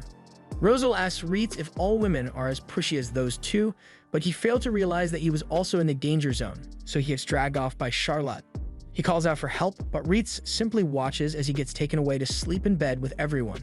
That night, neither Ars nor Rosal was able to get even a second of sleep, so by the next morning, they both looked completely drained. Reitz later comes in to tell Ars that he managed to get in touch with the Shadow mercenary group. With this new development, they all get dressed and head outside. Before they leave, Ars is approached by the kids from the orphanage who ask him to come visit them again soon. They also thank Charlotte for everything she has done for them. Unfortunately, they would probably have left the orphanage by the time she gets the chance to visit again, but they promise to do their best while she's gone. Charlotte can't wait to see what kind of people they all become, but until then it's goodbye. Ars can tell that Charlotte is in a really good mood from their visit, but then he realizes that he hasn't been informed where they will be going so that they can meet the members of Shadow. Reitz tells him that the meeting place is at a bar on the outskirts of town, so Ars is even more impressed that he was able to find them to begin with. Reitz had a little help from an old member of his mercenary group, but there still wasn't sure it would work, so he's glad it turned out alright. Mercenary groups sometimes hire other mercenary groups to do jobs, and that's because they all have their own specialties. For instance, the group Reitz was formerly a part of specialized in handling frontline battles, but Shadow works with more covert missions. Intel, espionage, and even assassinations on occasion, so Ars is starting to get a little scared of meeting them. There is still one thing that has been bothering Reitz about the whole situation, and it's the fact that Shadow's former leader stepped down and was replaced by a rather young person. Ars asks if Reitz is worried that the new leaders won't be as good as the former one, but it's quite the opposite. The new leader is terrifyingly good at their work, and what concerns him is the fact that the new leader only takes jobs which he finds interesting. And money is not enough to sway her decision, so there's no way of knowing what kind of job he'll find interesting. Ars realizes how much of a challenge that could be, but he can't afford to fail since Lumiere is relying on him. They eventually arrive at the mercenary hideout, and Ars is immediately greeted by two ladies there. They think Ars is cute, so they offer him some juice, but the buff waiter tells them that all the tables are taken, so Ars and his group are going to have to leave. Ars can't believe he is being turned away before he even gets to meet with the Shadow leader, but Reitz knows how to handle this. He tells the waiter a secret phrase, and after hearing it, he is suddenly okay with them staying and shows them to a table. Everyone in the room is staring at them, and Charlotte thinks they are being really rude, so she's considering going domestic terrorist on this joint. Reitz calms her down and suggests that they just order some food. He is curious to find out what the leader is like, and so is Ars, so he starts scanning the room with his ability. As the leader of a group like Shadow, they probably investigate their targets thoroughly, but also their clients, so the leader could be observing them in this room as they speak. Ars zones out for a second and doesn't realize that the waiter is here to take their order, but as he looks up to place his order, what he sees is frightening. He freezes up for a second, but he soon regains his composure and says he'll have a juice. The waitress confirms the order and walks away, but Ars is still frazzled, so he gets up to go use the restroom. After splashing some water on his face, he peeks at Reitz to make sure his appraisal skill is still functioning properly, and nothing seems to be wrong with it, but he can't believe the stats he saw from the waitress. Prowess at 92 and ingenuity at 90, and all that is while he could as only a 22-year-old man. Just then, that same waitress grabs Ars at knife point and asks how he could possibly have figured out that he was the leader of Shadow. He wants answers, and he is prepared to kill him to find out. However, before Ars can get cut, Reitz shows up and saves Ars.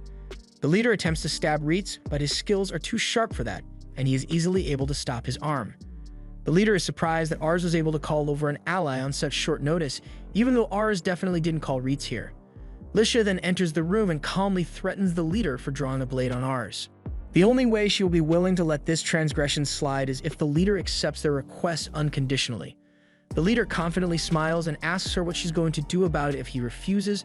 It'll be kind of harder for him to keep doing his job if his identity gets out, so it might be better for him to just kill Ars and make his escape. Ars doesn't like the sound of that, but Licia isn't worried since the leader wouldn't stand even a slight chance of pulling that off, at least not with Reitz here. In a fight with Reitz, the leader wouldn't probably struggle to escape with his life, let alone assassinate anyone, but he's smart enough to have realized that on his own. But even if he decides to take the gamble and refuse their request anyway, Licia assures him that there will be no hole on earth that he could use to escape her wrath. The leader finds this whole situation amusing, so he bursts out in laughter and apologizes for his rude actions. However, he still wants an answer from Ars because he needs to know how he could have been discovered when he thought his disguise was perfect. Ars reveals that he is able to view the abilities of others with his appraisal skill. That would certainly be a plausible explanation, but the leader finds it difficult to just take his word for it. So Ars asks if there is any way he can prove it to him. While saying this, Ars calls the leader by his name Mazak, which he saw from the status window, and this grabs his attention since no one by him knows his real name. He doesn't even use it anymore and calls himself Pham, but the fact that Ars knew that name is all the proof he needs for the legitimacy of his skill. He agrees to take Ars' job because he has taken a liking to him, but also because he would rather not die at the hands of Reitz today. Ars is happy that Pham is willing to help him, but he hasn't even discussed the details of the job yet, and he still doesn't know anything about Ars. Pham says he doesn't need to bother since he can already tell that Ars is a great person from the people he surrounds himself with. Reitz is not one to be messed with, and Licia looks like she has special forms of torture ready for anyone who hurts Ars, so he would rather stay on his good side. Pham walks out and says they can discuss the details of the job in the back room, and once they are alone, Reitz thanks Licia for what she did back there. When she saw the look on Ars's face, she knew the waitress had to be the leader of Shadow, so she discussed it with Reitz after he left, and they decided to follow him. Ars thanks them for saving his life, and later, they give Pham the details of the mission. If it's just to figure out why Piranha won't back down, then it should be fairly easy to do, and since this is the first time they'll be doing business, he'll even give them a discount and only collect 1 gold for payment.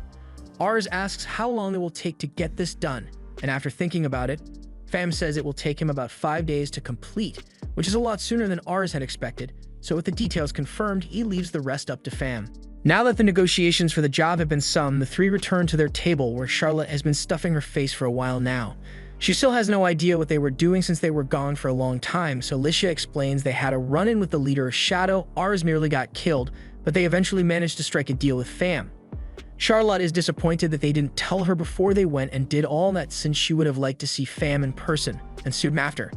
Pham comes to the table with a plate of pancakes and Ars is left speechless because Pham's waitress act is utterly flawless, and it would have totally fooled Ars too if he hadn't seen his stats before. A few days later, Ars returns to the restaurant as Pham had asked, and upon arrival, he sees the place is completely empty. He asks Pham where all the other members of Shadow are, so Pham explains that they are off on a different investigation job since this kind of work requires a lot of manpower. That makes sense, so Ars asks how many people Pham had to take to fulfill his request, but for Ars' mission, Pham just did it on his own because he thought it would be interesting. Ars is surprised that Pham went in solo, but then again, with his stats, it wouldn't be too far of a stretch for him. His skills in this type of work are probably why he became the leader of Shadow despite having a mediocre leadership score. Without wasting any more time, Pham informs Ars that the investigation was a success as he managed to figure out why Piranha refuses to side with Curran, although he can't tell them how he got his information since it's a trade secret. While he was investigating, he got his hands on a piece of paper that is pretty important, and it explains everything. Ars takes a look and sees that the paper is actually a pact containing the signatures of all the people who have sided with Vasmark in the war. And among those signatories, there's one in particular that stands out, the signature of the Lord of the Massa District. Ars isn't familiar with the Massa District, so Reitz gives him a little geography lesson and explains that it is located over here in the west, and it is known for having one of the largest infantries on the continent, even rivaling that of the Arcantes army, so they would be a game changer to whichever faction they sided with. From what they know, Massa had chosen to side with them in assisting Curran, yet this document shows Massa pledging their support to Vasmark. If this pact is genuine, then it means that Massa has betrayed them, but Ars can't understand why they would do such, and Pham couldn't get any information on Massa's reasons for betraying Curran. But from what they've learned, one thing is certain. If Lumiere continues with his plan to invade Piranha, then Massa may undermine the invasion by encircling Lumiere's forces, or even worse, Massa may defeat Lumiere's army altogether. Losing Lumaire's army would tip the scales of this war wildly in favor of Vazmark.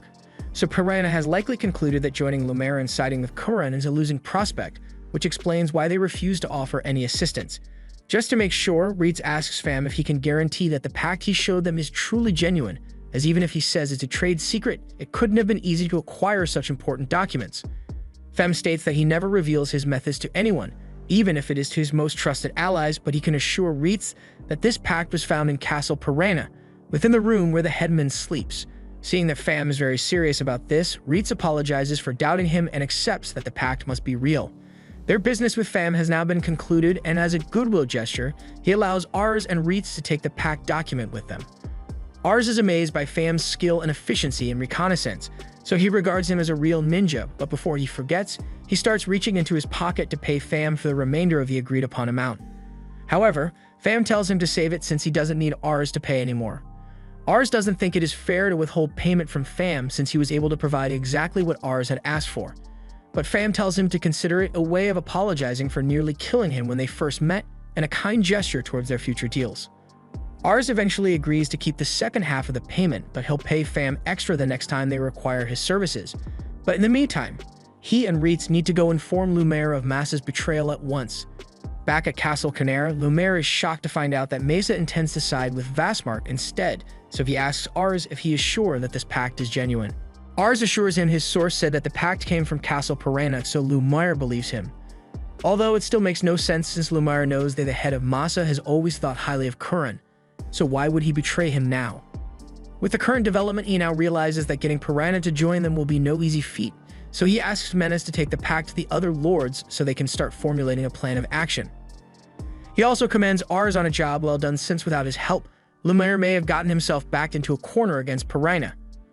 Ars doesn't want to take all the credit since he hired a mercenary leader to do most of the work, but as Menace was leaving with the pact, he stopped dead in his tracks and informs Lumaire that something is off about the pact. Everything else seems to be in order, but the seal of the Masa district isn't quite right. To prove his point, he leads everyone to take a look at a copy of Masa's seal which they have on file, and while the one on the pact looks almost indistinguishable, there are minor details amiss in the pact's version. In addition, the signature looks like the real thing as well, but is inconsistent with the handwriting of the Lord of Masa. The seal they gave on file was gotten directly from Masa, so if the two seals don't match, then the one on the pact must have been forged. The forgery must have been done to deceive Piranha into believing Masa had betrayed Lumaire, thus forcing them to side with Vazmark as the only other option. Lumaire tells the others that Menace has a discerning eye, so his word on the authenticity of the seal can be trusted. Ars didn't know Menace possessed such a skill, as his appraisal skill only shows him stats, so he makes a mental note to not assume that he knows everything a person can do just because he can see their stats. Back on topic, a forged seal would no doubt eventually be found out sooner or later, so Ars wonders why someone would go through all the trouble in the first place. Reitz suggests that it may have been done to buy time, and Rosil agrees with him. With Piranha resisting, Lumaire would have invaded them, and while Piranha would certainly fight back, it would ultimately fall to the superior forces Lumaire possesses. So all that matters would be that the opposing side would have control over Piranha in the meantime. And if they view Piranha as disposable, then their real goal must be explosive magistones that can be mined there. These magistones are extremely valuable, and Piranha is one of the 4 locations where they are currently mineable.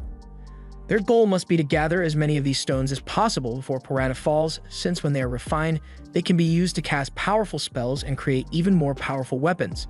With this being the case, Rosil believes that attacking Piranha is no longer an option since Piranha would have been an ally under normal circumstances. Plus, fighting them would weaken the forces of Lumaire overall, which only serves to improve Vazmark's chances of winning. The only way to come out on top in this situation would be to reveal the truth to Piranha and win them back over, but how they'll do that isn't clear since Piranha has constantly been refusing all the messengers that have been sent there. Sometime later, we see Ars in Castle Piranha as he has managed to gain an audience with the headman. Piranha is going to ignore the fact that Ars admitted to stealing a copy of the pact that he had locked in his room, so he wants to hear what Ars has to say. Ars begins his statement by saying he and Lambert as a whole wish to join Piranha in supporting Vazmark instead. He claims that after finding out that Mesa is betraying Curran, he realized that the war was going to be a losing battle, so he thinks it would be best to support the winning side. Ars also says Lumaire is on board with the idea as well, which sparks joy in Piranha's headman. He is glad he won't have to fight Lumiere any longer, so since his secret is apparently out, he promises to put a good word in for Ars and Lumiere so they can be accepted into Vastmark's faction. But before that, Ars wishes to confirm one thing. He asks Pirina if he is certain of the authenticity of that document, and Pirina wholeheartedly believes it to be real, even though the only confirmation he has is that it came from Vastmark himself. Since he is so confident that Mesa has indeed betrayed Lumiere, Ars asks if he knows why Mesa would suddenly betray Lumiere when they have always been loyal to him. Pirina hadn't given it much thought, but he chalks it up to Mesa acting in their own selfish interest. Still, Ars isn't so convinced that Mesa would be willing to take on the risk of getting surrounded by Lumiere's forces if they side with Vastmark, so he wants to know if Pirina has thought of what Mesa's reasons could be. Ars has been making good points thus far, but all this constructive criticism makes Pirina realize that Ars never had any intentions of joining Vastmark in the first place, so he orders his guards to arrest Ars at once. Fortunately, Ars came with Reitz, so Reitz holds off the guards while Ars de-escalates the situation and tells the headman of Pirina that he has some important news to share with him. He then gives the go-ahead for the second person behind him to reveal their identity, and to Pirina's shock, it is the headman of Masa. Back when Ars and the others were still thinking of a plan to get Pirina to realize the deception, Rosal suggested that they provide proof that the seal on that pact has been forged. To do this, they went straight to the headman of Masa to inform him of the situation. He is outraged that someone would dare to forge his signature and seal. Ars explains that it was part of a plot by Vastmark to deceive Pirina into betraying Curran's faction, so they plan to get an audience with Pirina by pretending they wish to switch over to Vastmark's side as well, at which point Ars wants to show Pirina a letter from Masa stating that the pact is forged. Masa is on board with the plan, but he is still angry that Vastmark would use such underhanded tactics, so he intends to visit Pirina in person to reveal the truth. That brings us back to the present where Masa directly tells Pirina that he did not sign a pact with Vastmark, nor would he ever do so because he is loyal to Curran. And with the new information he has been given, Masa asks Pirina if he still wishes to side with Vastmark. Pirina resigns himself and admits that he wishes to side with Curran again, but he also betrayed him, even if it was due to deception, so he doubts Curran would be willing to take him back. Indeed, betrayal is a difficult thing to forgive, but Mesa knows Pirina only did it because he wanted to ensure the safety of his people by winning the war at all costs. But be that as it may, Pirina should have investigated the matter before making any rash decisions, so Mesa cannot ignore how easily he was fooled. Pirina is ready to accept any decision Mesa makes, but since it was Ars who discovered the forgery in the first place, he leaves the decision of Pirina's fate up to Ars. Ars is caught off guard, but after composing himself, he agrees that Pirina has acted foolishly and could have caused grave harm to Curran's faction, but everyone makes mistakes, and while it may be naive of him to be so forgiving, he is just glad that they managed to resolve all this without any bloodshed. So he is more than happy to have Pirina return to being an ally. Pirina is grateful to Ars for his kindness, and Mesa approves of Ars' decision as well, so there's nothing more to discuss. As he is leaving, he asks Ars to inform Lumiere of the new developments, and Ars thanks him for coming along to help clear up the misunderstanding. On the contrary, Masa believes he should be the one thanking Ars since he was able to see through the enemy's plot and ultimately resolve the whole matter without conflict. So he has high hopes for the great things Ars will be able to accomplish. After everything was settled, Ars returns home where he visits Raven's grave. He talks about everything that happened recently and how it concluded with Pirina pledging their loyalty to Lumiere once more. Unfortunately, by the time Ars was able to make Pirina realize Vastmark's deception, he had already been able to acquire a large number of explosive magistones from the mines of the Pirina district. Just then, Ars is approached by Reitz and Rosal, who've been looking for him all over. They ask Ars if he is alright, and he says he's fine, but he has a lot on his mind. Both Masa and Pirina were desperate to protect their people, and Ars respects them for their strength as lords, but if Ars didn't have people like Reitz or Rosal by his side, then he would have been powerless to influence the situation in any way. However, Reitz reminds Ars that he will always be by Ars' side along with the others, so all he needs to worry about is doing what he feels is the right thing. Just then, Ars hears a maid running over to inform him that a carriage has arrived, and to his surprise, it is Lumiere who came to see him. Lumiere wanted to visit the grave of his longtime friend and associate at least once, so he pays his respects to Raven's grave. But he also had another reason for coming and informs Ars that Curran wants to meet him. This is a total shock to Ars since in terms of hierarchy, this is like a homeowners association community leader getting to meet the president, so Ars doesn't think he is worthy of such an honor. However, after Lumiere informed Curran of Ars' recent achievement, he grew interested in Ars and personally asked to see him, so Ars accepts and says he'll mentally prepare himself for the day he meets him. Unfortunately, that day is today as Lumiere came here intending on taking Ars to see Corin immediately.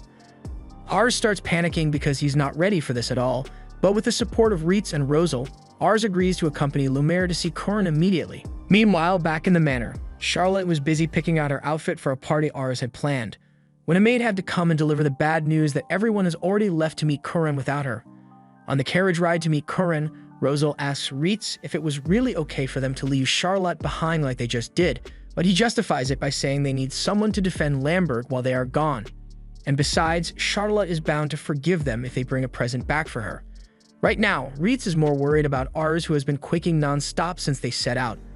Ars says he's fine, but he just wasn't expecting to meet Corin on such short notice.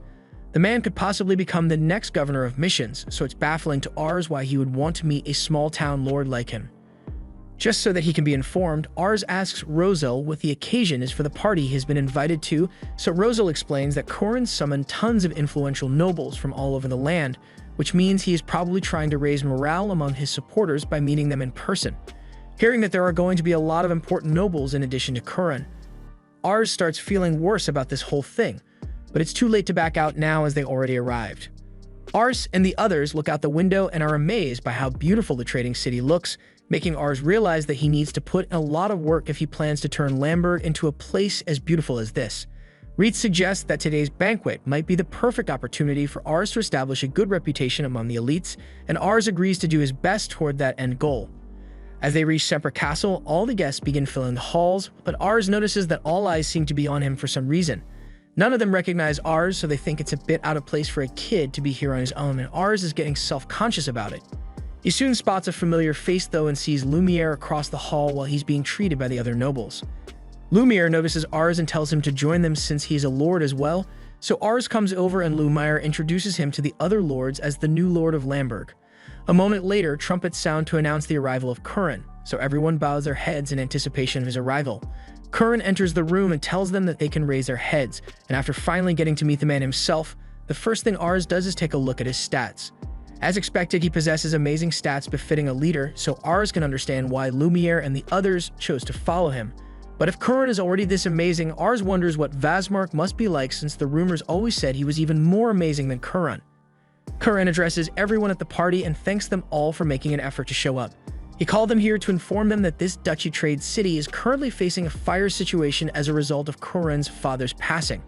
That is the fact that Vasmark has chosen to wage war on Corin for the right to succeed their father, even though Corin is the rightful heir.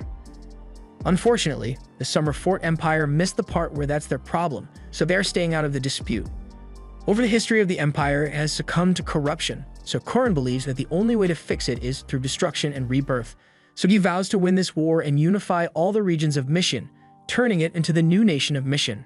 This means he wants to make Mission its own independent nation. But he knows better than anyone that doing that is not going to be an easy feat. However, with the support of everyone here, Corin is sure that they can accomplish anything because he thinks of them as the brightest and best people he could ask to stand by his side. And there is one person in particular, whom he wishes to appreciate for their accomplishments. He calls Ars up to the front so that everyone can see him, and Ars is frozen in shock, but with a little nudge from Rosal and Reitz, he eventually makes his way to the front and introduces himself. Corin then addresses the crowd and tells them all that Vasmark shamelessly forged documents to trick Perina into siding with him, but Ars was able to see through the plot and help win Perina back over to their side without any needless fighting. The other nobles can't believe that a child like Ars was able to achieve so much, but Corin tells them age doesn't matter. What matters is the results you were able to deliver. And right now, Ars has more accomplishments than anyone else in this room, so he asks for a round of applause for Ars. Ars graciously accepts the praise, and a while later, after he has spent some time meeting all the other lords, Ars is completely wiped out. He goes to the balcony to get some much-needed fresh air, but while he's out there, he bumps into Corin.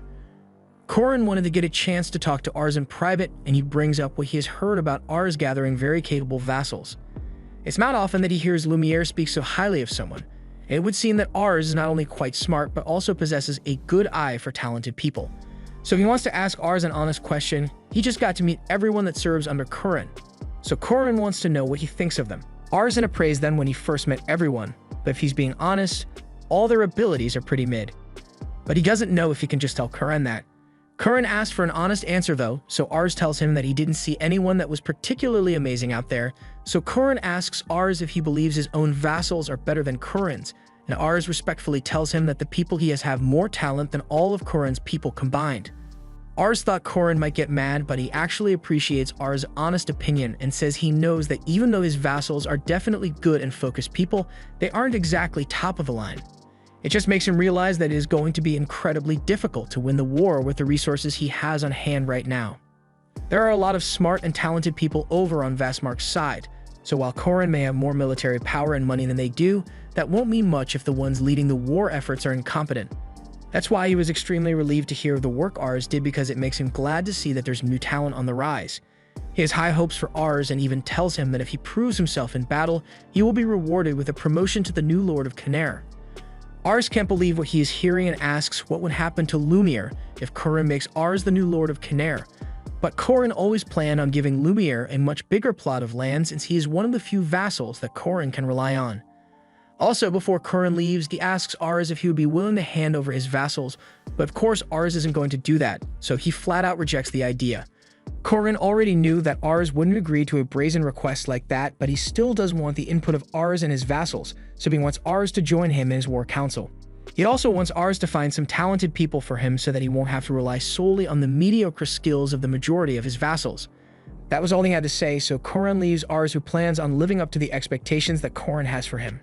Meanwhile, over in Castle Arcantes, Vastmark is informed that his deception has been discovered, so Pirina has cut ties with him.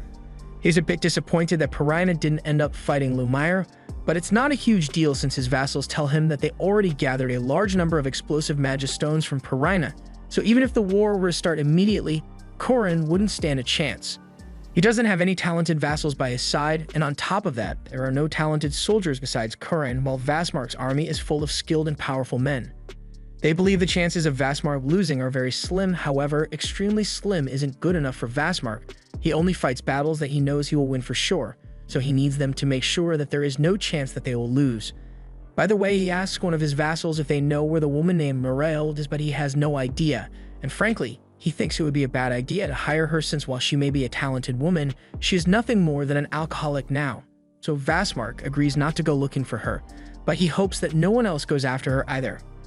Ars returns to Lambert with the others a few days later, and they inform Charlotte of everything that happened, including the fact that Curran wants them to join the next War Council meeting. Curran also wants Ars to help him find some more talented people, but the original way Ars used to find people won't exactly work now, since he doesn't have time to go searching by himself, so Reitz suggests that they entrust the job to Pham. Ars thinks it is a great idea, so they set up a meeting and Pham agrees to do it. But he tells Ars he doesn't want to be held accountable if he ends up finding someone that is incompetent, since he doesn't have an appraisal skill like he does. Ars says there will be no consequences if Pham fails, but if he ends up finding someone that is truly worthwhile, then Ars will give him a bonus of 20 gold coins. Pham promises to give it his best shot, so Ars and Reitz leave the bar and return to the others.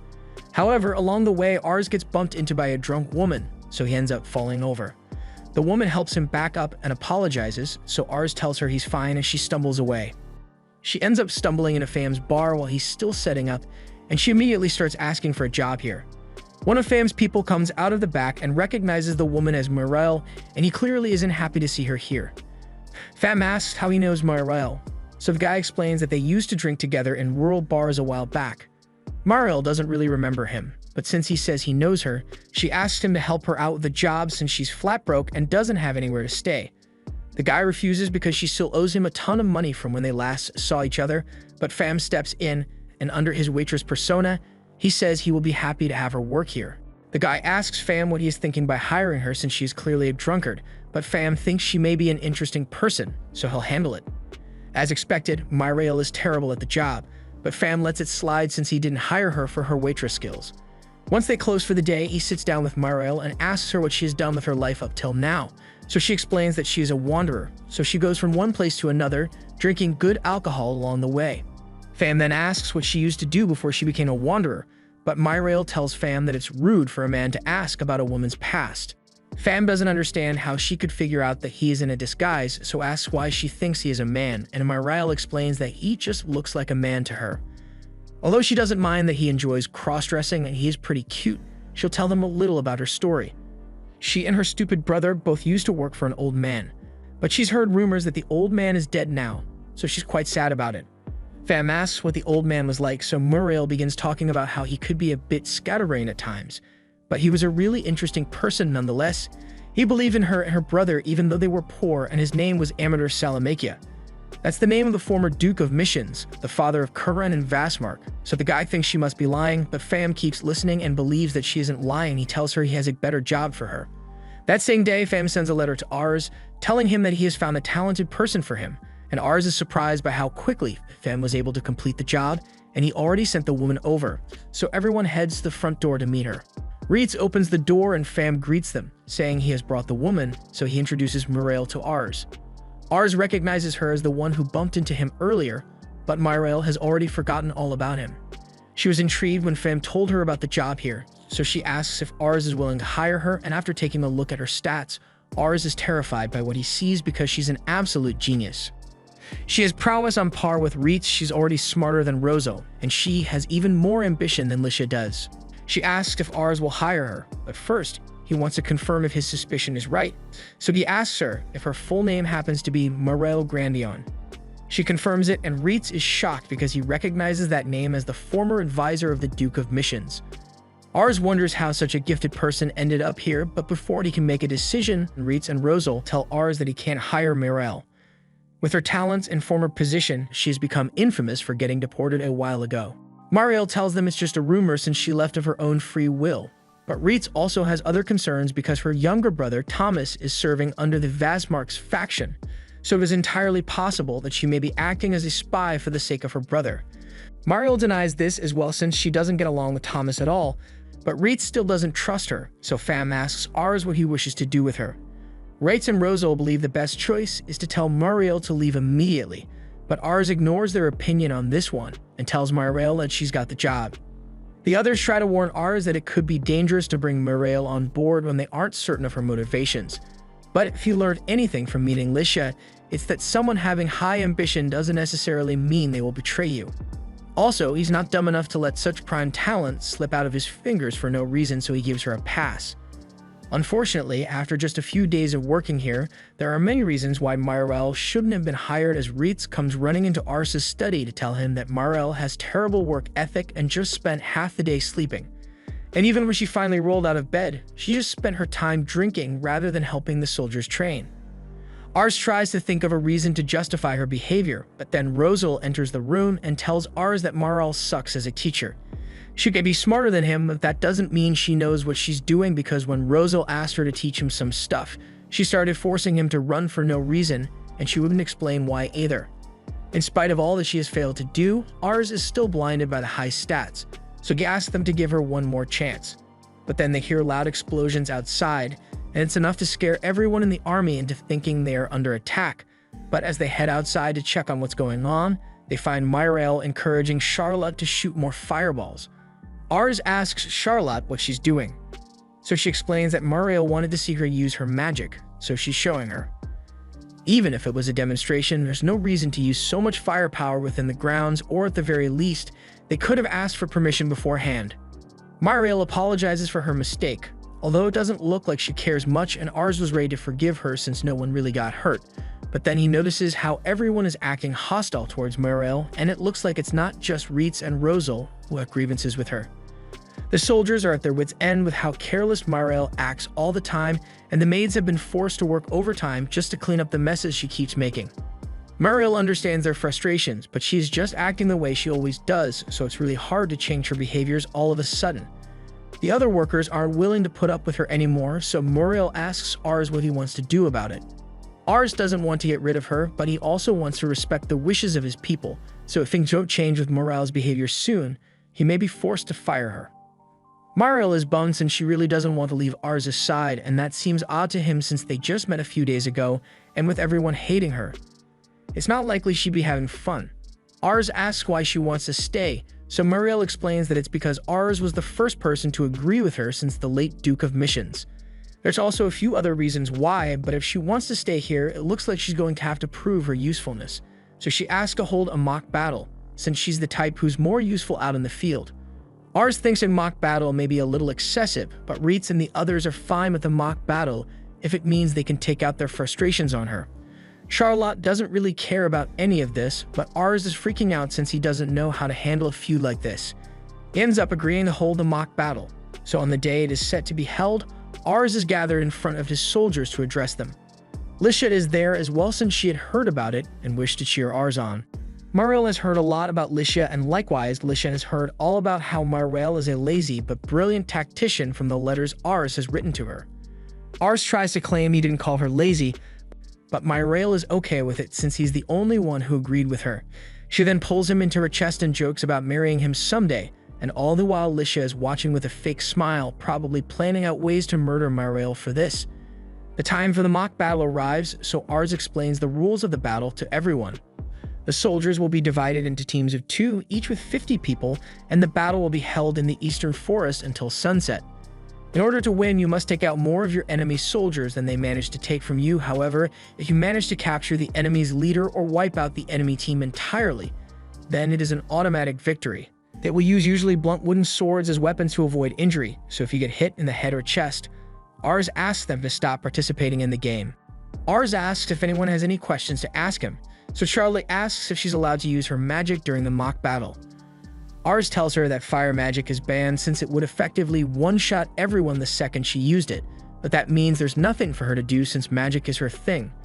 However, Ars says everyone will be provided with magic potions of sound and light, so he wants Charlotte to use them wisely.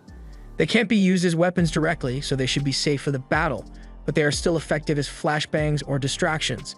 With the rules settled, Ars asks how everyone wants the teams to be arranged. He wants to see how well Mariel does in a battle, so Ars thinks it's best if he is on the same team as Mariel, so he can see how well she performs. But no one else wants to join Mariel's side since Reitz and Rosal don't like her, and Lisha is still formulating a murder plan for what she did earlier. Although Charlotte just wants to get a chance to go up against Mariel. To make sure she gets fired, the soldiers decide to give Mariel the inexperienced new recruits. However, Mariel doesn't seem to mind since a bunch of new soldiers won't change the outcome of the match, and she somehow managed to get another jug of wine. So even though Ars agreed to hold this battle to get people to accept Mariel, her behavior is doing the exact opposite for her case. Anyway, there's nothing he can do about it now, so he just tells everyone to get ready to begin the battle. As they all arrive in the forest and have everything stationed, Charlotte asks if the battle is really fair since their side has all the people with talents for battle. Reitz says it's perfectly fair since the strength of Leuven is in its unity, and right now, everyone is united against Mariel. Meanwhile, in the back, Rosal is dreading the thought of having Mariel become a permanent member of the Leuven house since he already has enough to deal with having Lisha and Charlotte around, so he asks Reitz to do his best to get her fired.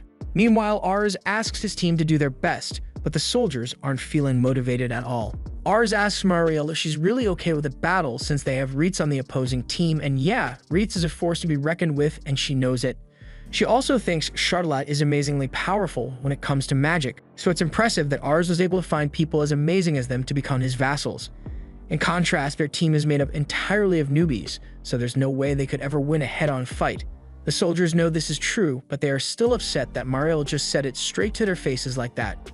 She doesn't see anything wrong with saying things as long as it's true, but even with her shortcomings, she believes they can still win this battle. They may lack military power and her team may hate her, but as a tactician, her job is to find a way to win the battle, no matter what it takes. Ars' team is the first to give the signal that they are ready, so Reitz goes over the plan with his team once more. There's no way the other team could win the battle if they used normal strategies, so there's a high likelihood that they will attempt a sneak attack or ranged assault. But in order to beat them, all they need to do is go for a direct frontal assault. They'll split into 2 teams led by Reitz and Rosal, and since Mariel is likely to attack Rosal's team if they go for a sneak attack, then Reitz will return to save him and wipe her team out. They set out into the forest and they hear one of their alarms go off, so they know someone from Mariel's side has entered their side of the forest. They rush over to the location and find a mage who immediately asks to be allowed to defect to their side. Reitz immediately thinks it's a trap, but the boy offers to inform him of the plan Mariel decided on. He says that Mariel asks everyone to yell that the enemy is attacking to confuse Reitz, so when he inevitably falls into the trap she has set, she and Ars will trap him in the fort, and then they'll launch an all-out attack on Rosal's team to capture him and win. Reetz's team isn't buying it since there's no way ours would agree to such underhanded tactics as those, and the mage admits that everything he said just now was a lie. Mariel had asked him to fake betrayal in order to mislead Reetz into falling for their real trap. The mage explains that he hates Mariel with a passion after all her lazy and careless actions, so he can't stand to see her ruin the image of the house ours is trying to build. That's why he genuinely wants her to lose and get fired, so he will tell Reetz the entirety of her real plan. He was asked to lure Reetz into a trap where Mariel's team would pincer attack him, so he wants them to pretend to fall for this trap so that they can beat Mariel. He was told to use a sound spell as the signal, so Reetz asks the mage to hand over his wand for now. And as soon as he does, Reetz tells the soldier to capture him since he knows he has been lying. They find a second wand on him, so they realize he must have been trying to lure them into a different trap after gaining their trust. The mage is still trying to deny it, but one scary look from Reetz forces him to admit that it's true. They nearly fell for the trap, but things will be easier now since they know exactly where ours team will be, so they all sneak up on them and attack. However, as they strike, they realize that the soldiers are all just dummies and Mariel had orchestrated a different plan. He doesn't know what it is exactly, but if ours is here, all he needs to do is capture him to win, so Reetz and his soldiers charge with full force while Mariel runs away with ours on her back. As Reetz chases Mariel down, all the spectators cheer him on and ours is worried he may soon catch up to them. However, Mariel is still smiling and says everything is perfectly fine. Just as Reetz's soldiers are about to catch up to her, they begin tripping over on the traps Mariel had set in the forest ahead of time. Ours is amazed by the ingenuity of Mariel's trap since he hasn't seen something like it since the one Roselle built, and the follow-up trap even managed to capture more of Reetz's men in a pit. Although Reetz's vertical jump is enough to get him straight out of there. He is even more furious than before as he keeps chasing Mariel, and while his men are falling left and right due to the traps, Reetz just powers through it all, so ours is getting seriously worried. Reetz's men have recovered as well, so Mariel tells ours it's time to enact the second part of their plan. So ours puts a pair of earplugs on both himself and Mariel, and once their ear protection is properly fastened, Mariel throws 3 sound spell grenades, letting off a deafening boom which disorients Reetz's men. In all the chaos, they lose sight of Mariel for a moment, but once Reetz spots her again, he's back in hot pursuit. Ours sees that Reetz looks way angrier than before, and Mariel is honestly surprised that he is still on her tail after everything she has thrown at him, and the next part of her plan isn't ready either, so things might actually be getting out of hand. In the audience, Licia is jealous of how ours is clinging to Mariel, so she really wants Reetz to win and gets a little excited, but at the same time, she wonders where ours' soldiers went since it has been a while since anyone has seen them. Roselle's squad is still marching through the forest, and they are quite a ways behind Reetz and his soldiers, so Charlotte asks if they should hurry so they can catch up to Reetz. Roselle doesn't think that's a good idea since Reetz probably ran ahead because of an emergency situation, so it would be best if they kept their distance from him for a while so they don't get caught up in whatever is going on. Just then, some of Mariel's soldiers pop out of the bushes after spotting Roselle, and they immediately give the signal for the other soldiers to approach for the attack. Roselle is shocked at first, but then he realizes that this is only half of Mariel's soldiers, so he makes the assumption that the other half must be dealing with Reetz. And if that's the case, then the chances of the rest of the soldiers showing up for reinforcement is 0. With an equal number of soldiers here, Roselle is sure his side can win since he has the veterans, and the rest are all newbies. But as the veterans get ready for a fight, Roselle notices that the newbies seem to be oddly confident for some reason. It is true that they stand no chance of winning a fair fight against veterans. Even Mariel had said as much, but that doesn't mean they are completely powerless in a fair fight, so Mariel motivated them to win by any means necessary, and that means they are about to jump Roselle's team. Since all of Mariel's troops are here, there is a good chance the newbies will win, and that also means Reetz's team is facing Mariel alone. Mariel had planned this all out from the start, which is why she made sure to lure Reetz away so the soldiers could take out Roselle. Roselle's team is clearly outnumbered, and it has gotten far too dangerous for them to stay here any longer, so Charlotte grabs Roselle and makes a run for it. The soldiers spot Charlotte running away with Roselle, so they chase after them, and right now, Roselle's only hope is Reetz, so Charlotte says they just need to hold out until Reetz manages to defeat Mariel. To buy some time, Charlotte pulls out a sound grenade, and after pouring her mana into it, she creates a huge explosion which incapacitates the soldiers, but it also knocks her out as well. Now Roselle has no one to protect him, so he starts running away with everything he has. Mariel had predicted this as well, and she already told her soldiers that they didn't need to capture Roselle right away. All that mattered was to get him to run in the right direction, so she would circle around and take out Roselle herself. Reitz has figured out what she's planning by now, so Muriel tells Ars to hold on tight because she's going to have to go a little faster to avoid getting caught by Reitz. Ars can't believe Muriel can still run so fast, but Reitz is giving it everything he has got as well, and he is a bit faster than Muriel. Reitz has been by Ars' side since the day he first met him, and the fact that Ars didn't care about his race or origins and only looked at him as an individual with great talent made Reitz want to wield his sword for Ars' sake. And if he wants to be able to call himself Ars' most trusted advisor, then he cannot let himself lose to someone like Muriel. Just then, Muriel finally spots Rosal, who is being chased in her direction, and she's heading straight for him. Rosal doesn't have time to stop or turn around, so Reitz tells him to keep running since he will take Muriel down before she can strike Rosal. However, just as Reitz was closing in, Muriel asks Ars to throw some sound grenades at him. Reitz manages to protect himself by covering his ears, so he raises his sword to strike Muriel down. But at the last second, Muriel throws another sound grenade, and by the time everything is settled down, Reitz's sword is an inch away from Muriel's head, while Muriel has successfully made contact with Rosal's head. It's a clear victory for Muriel, and she is still so humble about it, so Ars understands why the former governor of missions hired her in the first place. Rosal begins apologizing to Reitz for getting caught, but Reitz doesn't blame him since he should have stopped Muriel before she could get to Rosal. Later that evening, Ars officially announces the results of the mock battle, and Muriel is declared the victor. The veteran soldiers begin to grumble amongst themselves that Muriel used dirty tricks to win, but Reitz puts a stop to that and reminds them that there's no such thing as fair or unfair when it comes to battle. Besides, their team had the overwhelming majority of skilled soldiers, so the battle was unfair from the start. He still doesn't like Muriel's attitude, but she has proven herself to be a competent commander, as not just anyone could snatch a victory from the jaws of defeat. He apologizes to the soldiers for not being able to lead them to victory, but he plans to learn to make up for his shortcomings as a commander. Reitz then walks over to Muriel and apologizes to her for his rudeness earlier, and Rosal does the same, as well as the soldiers.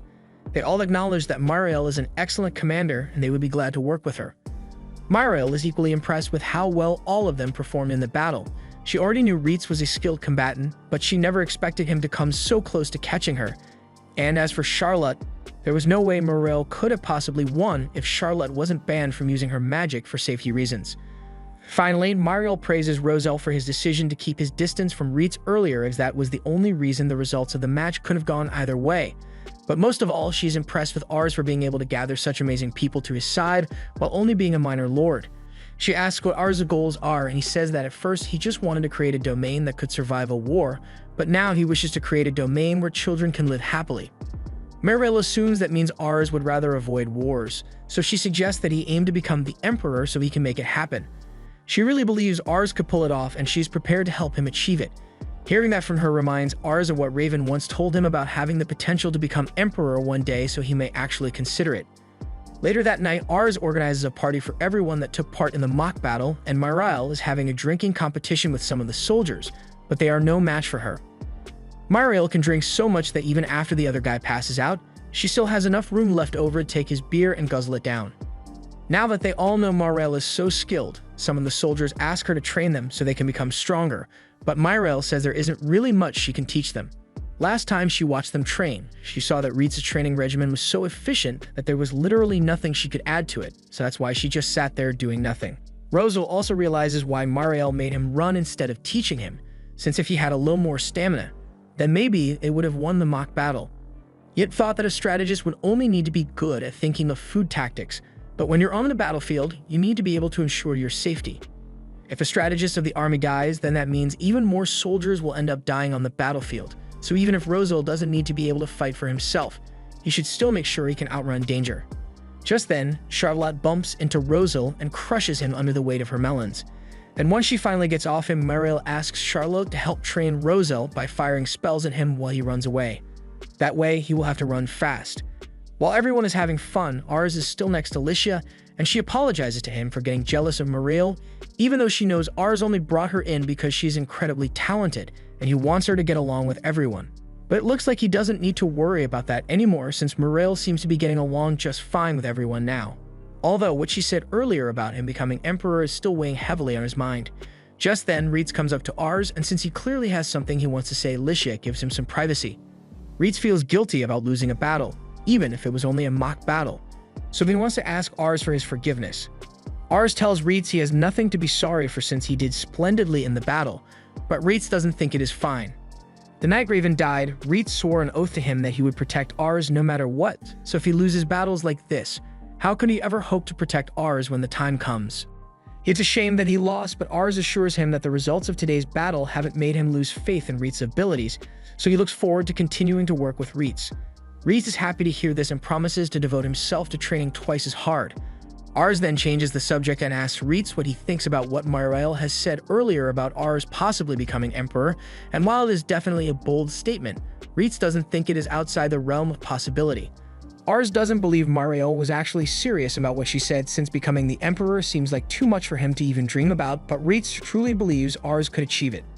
Hearing that from Reitz, Ars asks if he would still follow him if he said his goal was to create a land without war, and to do that, he may need to become the lord of the empire. And without a moment of hesitation, Reitz tells him that he will follow him no matter where he goes and what he wants to accomplish.